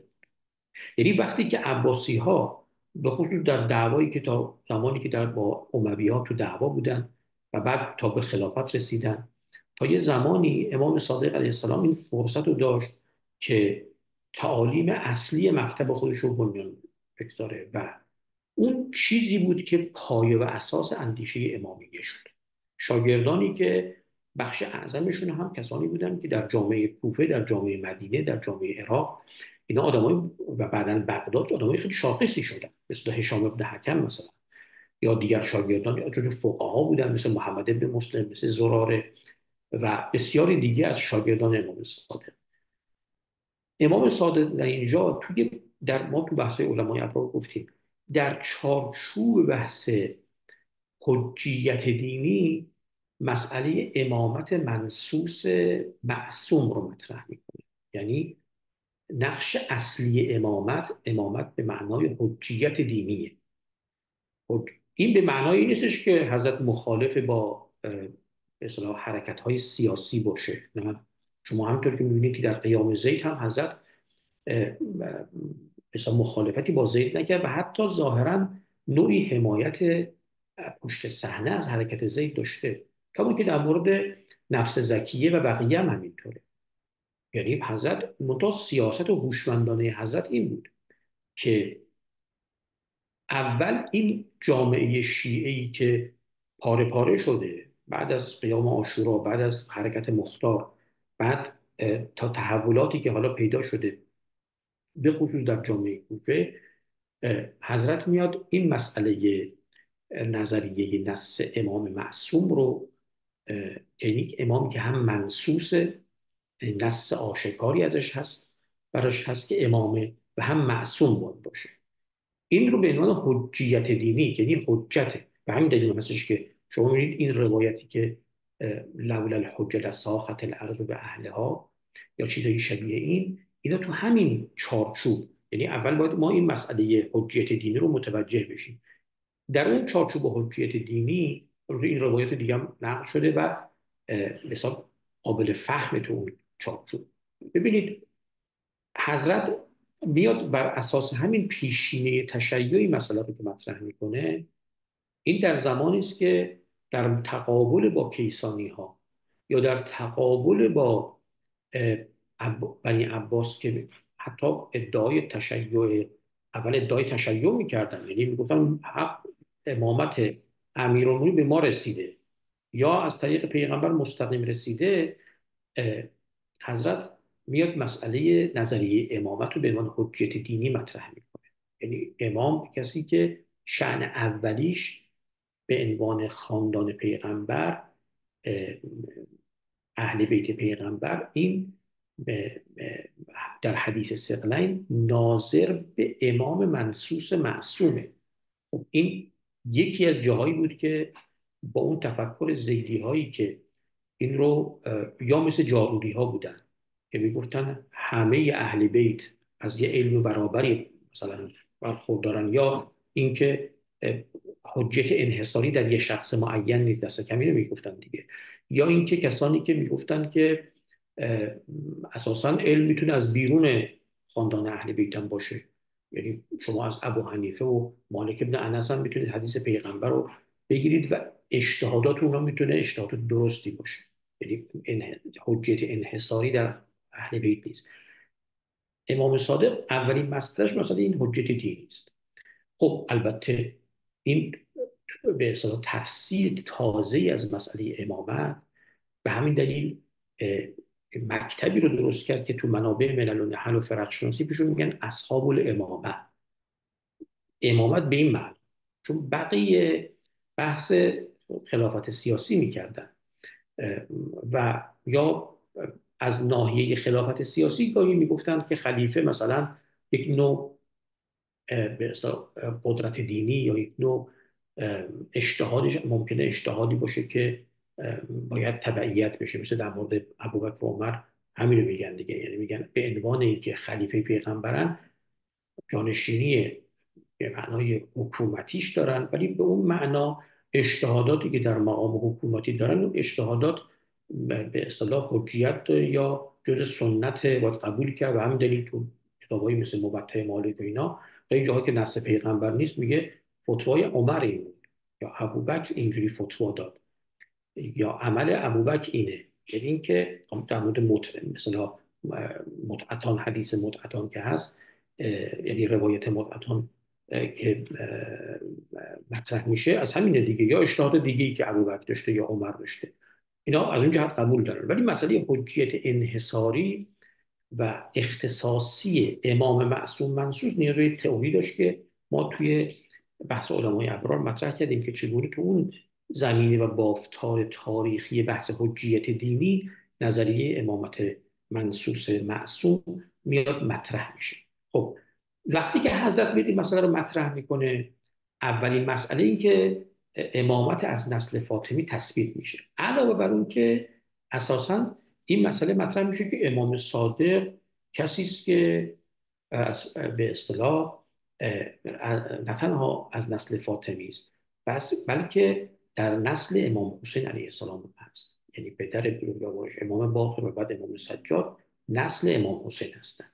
حالا این که تشیع میاد این مسئله رو مطرح میکنه که امامت بعد از امام صادق باید به چه ترتیبی باشه، این اونچه که خود شیعه امامیه میگفته و اونچه که کتاب‌های بین الملل ازش میفهمیدن، این بحثی است که انشاءالله در جلسه بعد خواهیم کرد. قبل از اون البته جلسه بعد ما ناچاریم که به اصطلاح مقداری در مورد برخی از تحولات همون دوره زید و اوائل امامت امام صادق هم بحث‌هایی رو مطرح کنیم، به خصوص درباره گروه‌های دیگه شیعی که بیشتر تمایلات عالیانه داشتن. بسیار بسیار عالی بود آقای دکتر، واقعا استفاده بردیم، خیلی زحمت کشیدید. من یک دو سوال بوداردم فرستادم، البته ممکنه جواب دادید در حین بحث، منتها بیشتر در ارتباط اون شکلگیری تشیع حالا تا قبل از امام صادق علیه السلام. حالا خودتون سوالا رو میخونید، زحمتش بله. میکشید. خیلی ممنون. خیلی متشکرم، ممنونم. نوشتن که شما معتقدید تا قبل از زمان امام صادق شیعه ابوبکر رو به عنوان امام قبول داشتن. من توضیح دادم که در واقع شیعیان در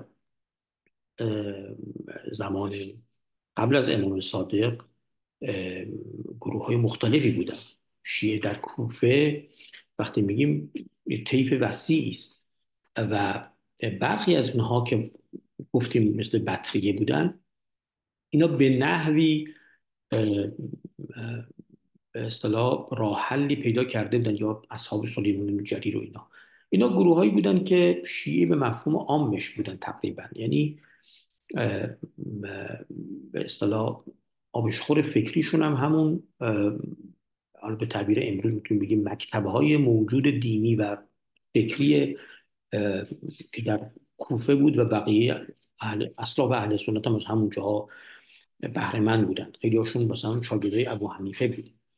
ولی در یک بعضی چیزا با اون جریان عام شیعی، از جمله مخالفت با بنی امیه، از جمله اعتقاد حتی به افضلیت امیرالمومنین، با بقیه شیعه هم همراه بودن. اما لزوما اینطور نبود که همه موضع متفقی در مورد اظهار براءت از دو خلیفه نخست داشته باشند. مسلم است که گروهی بزرگی از شیعیان در کوفه به تدریج گرایششون به این سمت بوده، یعنی اواخر قرن اول اوایل قرن دوم. و خب این میدونید که در اون دوره ها هم به اصطلاح ما گروه هایی که با شیعه سبعی دفعه پیش معرفی کردیم که همون تقریبا کیسانی ها و گروه های متمایل به کیسانی باشن، اینا گرایش های شیعی این سمت و سو هم داشتن، یعنی نوعی مسئله اظهار براءت از خلفای قبل از امیرالمومنین. ولی خب واقعیت همین استش که در زمان که زید این مسئله رو، یعنی قیام زید مطرح میشه، این مسئله میتونست موجب تفرقی در بین کسانی باشه که از او حمایت کنند. بنابراین به این دلیل ظاهرا زید از اظهار براءت علنی تن میزنه و استنکاف میکنه که این کارو بکنه. و خب یه عده‌ای قبول دیگه نمیکردن، یعنی همونهایی که میگن رافضه بودن. اینا کسانی بودن که حالا اصل اختلافشون با زید احتمالاً بر این بود که عرض کردم که اینا بیشتر تمایل به اون حلقه دور امام صادق علیه السلام داشتن و توقع عمومیشون این نبود که حالا توی این وسط کسی دیگه‌ای مثل زید بیاد چنین ادعایی بکنه یا برای قیام بخواد از یک دیدگاه عمومی تری که حتی بعضی بخشاش میتونه شیعی محض نباشم استفاده بکنه. شاید از این جهت به هر حال خط خودشون رو جدا کردن. به همین دلیل هم گفته میشه که زید اونا گفت که شما منو رفض کردید و شما رافضه هستید، یعنی میگن تعبیر رافضه رو زید به اونها اطلاق کرده. حالا تا چند اندازه درسته یا نه اینو ما نمیدونیم، ولی خیلی منابع قدیم مثل ابن قتیبه و اینا این مطلب رو نقل کرد. حتی در طبری اونها روایت قدیمش هست. ما به همین جهت دفعه دیگه بحث رو از یک نقطه نظر دیگه شروع میکنیم انشالله و اون بحث غلات هست. یعنی یه اتفاقی در اواخر قرن اول اوایل قرن دوم به تدریج ایجاد میشه و اون شناخت بهتر محیط کوفه است. یعنی به این معنا که در این کوفه گرایشات به نحوی گنوسیستی می شود گفت باطنی، این هم مقدار زیادی با تشیع همراه میشه و دامن میزنه به یک نوع امامشناسی متفاوت که به طور مسلم ما میدونیم که زیدی ها، یعنی اونایی که به هر حال دور زید جمع شدن، با این نوع طرز فکر خیلی همراهی نمی‌کنن و کار امام صادق خیلی سخت و پیچیده بود، برای اینکه در میان شیعیان خودش در کوفه باید هم یک راهی پیدا میکرد که بتونه با اون گروه هایی که تعبیر سعد اشعری یا منبع سعد اشعری میگه ضعفای شیعه، یعنی کسایی که تشیعشون خیلی به اصطلاح ابتدایی بود و اینا اصلا تا این مرحله پیش نمی‌بردن، میتونه با اونها مرزبندی داشته باشه. از سوی دیگه با کسانی که دنبال امام به معنای حجت دینی نبودن، اینا یه افکار دیگه‌ای در سر داشتن که افکار بیشتر سیاسی بود به تعبیری، یعنی دنبال یک برنامه سیاسی بودن که امام با اونها هم باید یک نوع مرزبندی روشنتری میکرد. و علاوه بر همینا کسانی که نوعی گرایشات گنوسیستی داشتن و این رو به یک نوع غلوی باور پیدا کرده بودن که اون هم باز به دلیل نوع نگرششون نسبت به مسائل تفسیر دین بود. حالا ما دفعه بعد انشاءالله توضیح خواهیم داد. یعنی اینا به نحوی اصلا نگاهشون به امامت نگاهی بود که عملا نه جنبه سیاسی انقلابی داشت، یعنی به عنوان جانشین پیغمبر مثلا به این معنا که زیدی ها میگفتن، و نه به جنبه به اصطلاح که امامیه بعداً خواستن مطرح بکنن که جنبه حجیت دینیه، بلکه یک نوع تفکر دیگه‌ای نسبت به جایگاه امام داشتن که متناسب با اندیشه های گنوسیستی و غالیانه و باطنی شد. امام صادق باید با انواع مختلف، طیف‌های مختلف شیعه سر و کار داشت و خب خیلی از اینا حتی با حضرت ارتباط هم داشتن. یعنی اینطور نبود که حضرت در خونه رو ببنده، کسانی که مثلا گرایشات متمایل به زید داشتن دیگه پیش حضرت نیام. نه، ابوالجارود ظاهرا ارتباطش رو با امام صادق هیچ وقت قطع نکرد، با اینکه در روایت بعدی ابوالجارود خیلی مطعونه و حتی گفته میشه که امام باقر هم مثلا او دیگه شیطان مینامیده، ولی نه، ابوالجارود ارتباطش رو ادامه داد. حضرت با طیف‌های مختلفی سر و کار داشت و در این حال اون تعالیم خودش رو باید مطرح میکرد. تو این فضا در حقیقت به تدریج نظریه امامت امام صادق یعنی شکل میگیره، به عنوان اینکه امام صادق میشه امام، منتها به تعبیری اصحاب الامامه، امام رافضه، یعنی بهش میگفتن امام رافضه. و این کار خیلی پیچیده‌ای بود در زمانی که امام یا مقابله با یعنی مقابله اموی ها رو به خودش داشت، به خصوص بعد از سال 122 که زید که عموی امام صادق بود عملا در یک شبه قیامی در حقیقت کشته شد و به اصطلاح اموی ها حساسیتشون بیشتر شده بود، و چه بعداً عباسی ها. امام باید در این چارچوب در واقع نظریه خودش رو مطرح میکرد و با یه جامعه بسیار متنوع شیعی سر کار داشت. تمام سخن من این استش که شما نمیتونید باورهایی که به تدریج ظهور تاریخی پیدا میکنه رو، اینا رو در واقع به نحوی مثل این کاری که کتابای ملل النحل میکنن برگردونید به اول. یعنی کتابای ملل النحل اینجوری فکر میکنن که چون امامت در نسل امام صادق به سبک خاصی پیش رفته، بنابراین پس باید از قبلش تکلیف همه نسل‌های بعد قبل از امام صادق تا پیغمبر و امیرالمومنین رو بتونن به نحوی بچینن که توجیه کنن. مثلا اگه کسانی زیدی هستن یعنی کسانی هستن که به امامت زید بعد از امام سجاد یا بعد از سید الشهدا باور دارن. اینجور نبود. یعنی اساسا زید در جایگاه و در مقام و در زمانه ای نبود که اصلا اندیشش به سمتی بره که ادعای امامت بکنه. و این مسئله نیاز به زمان داشت و این زمانی بود که این تئوری امامت که مطرح میشه هنوزم که هست. حالا دفعه بعد خواهیم گفت جلسات بعدی اگر که ادامه داشته باشیم این بحثا، که چگونه در زمان وفات امام صادق خودش یه مسئله تازه درست شد. در زمان وفات موسی بن جعفر همینطور. یعنی با این منطق اون وقت میتونیم به درستی بفهمیم که دقیقاً چه اتفاقی افتاده. خب حالا سوال بعدی اینه که آیا هویت اصلی شیعه و تعریف آن به شکل کنونیان از زمان امام صادق شکل گرفته؟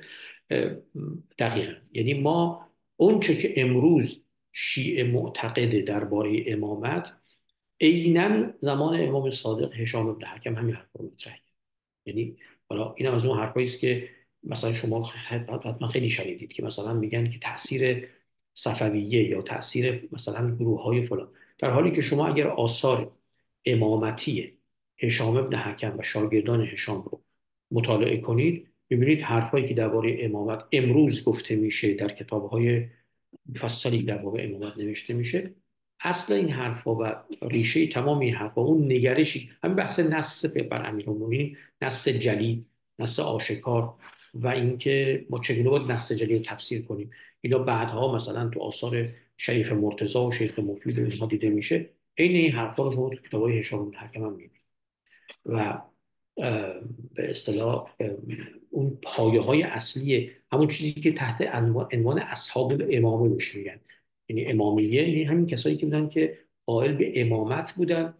تازه امامت شکل میگیره. یعنی قبل از امام صادق اصلا چیزی به نام امامت به مفهومی که ما تو اصحاب الامامه میدونیم اصلا نیست و وجود نداشته، برای اینکه اصلا ظهور تاریخی نداشته. امام صادق میاد اولین بار توی چارچوب و حجیت دینی میاد مسئله امامت رو مطرح میکنه و البته با سیاست هوشمندانه‌ای که داشته. این به معنای نیستش که امام صادق هیچ گونه رفتار سیاسی نداشته. حتما حضرت با بینش سیاسی هم به مسائل نگاه میکرده، این فضای جامعه خودش رو میشناخته. ولی مهمترین کاری که کرده این که این جامعه تشیع پاره پاره شده رو که هنوز هویتی نگرفته و اختلافات هم توش زیاد هست، میاد به تدریج اینو شکل میده و یه مکتبی درست میکنه که در همون دوره ها دیگه کم کم اینا میگفتن اصحاب الامامه، یا میگفتن امام صادق جعفر بن محمد الصادق امام اهل الرفض یا امام الرافضه. یعنی تعبیر امام الرافضه بهش در همون دوره قرن دوم. سوال آخر این است که چطور بین عقاید شیعه مختلف شیعه 12 امامی تاثیرگذار شد. خب این بحثی است که اگه ما تموم کنیم این 7 جلسه رو به اینجا خواهیم رسید که چه شد که چنین شد در واقع. یعنی تشیع 12 امامی چگونه شکل گرفت. به طور اختصار بحث خواهیم کرد. اما مهمش اینه که صاحب نظریه بود. یعنی تشیع 12 امامی به این دلیل ماندگار و پایدار شد که صاحب یک تئوری دینی و یک نظریه‌ای بود که میشود ازش یک نظریه فلسفی نام برد.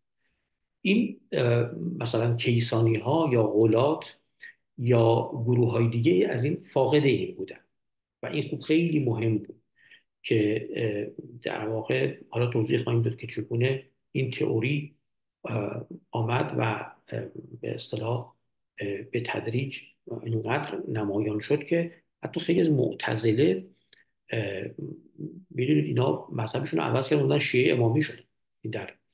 در اواخر قرن سوم اوایل قرن چهارم ما معتزلی هایی داریم که اساسا اومدن این تئوری اینقدر براشون جذابیت پیدا کرد که مذهب اعتزال رو گذاشتن که نه اومدن شیعه امامی شدن. از جمله ابن قبه رازی که متکلم در همین ری تهران کنونی ری بوده و به اصطلاح اواخر قرن سه اوایل قرن چهار قبل از 319 قمری فوت شده و قبلا معتزلی بود و این بعد به اصطلاح مذهبش رو عوض کرد به سمت امامیه.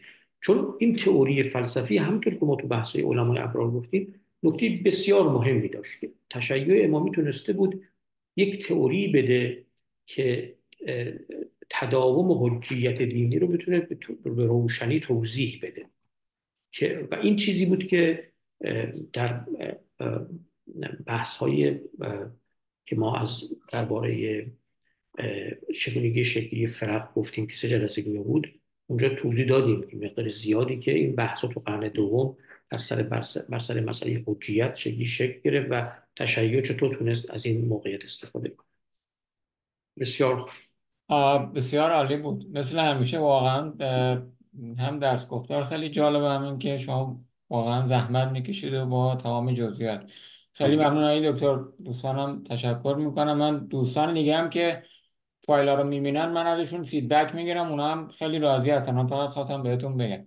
خیلی متشکرم. انشالله همه که شما رو به خدای بزرگ میسپارم. تشکر از دوستانی که شخصا حضور پیدا میکنن در این جلسات و اونهایی که بعداً بحث رو دنبال میکنن از طریق آنلاین و از طریق فایل های صوتی. خیلی بله. متشکرم. خیلی ممنون. ما انشالله سه‌شنبه آینده در خدمت همگی هستیم. جلسه 5. خدا نگهدار همگی.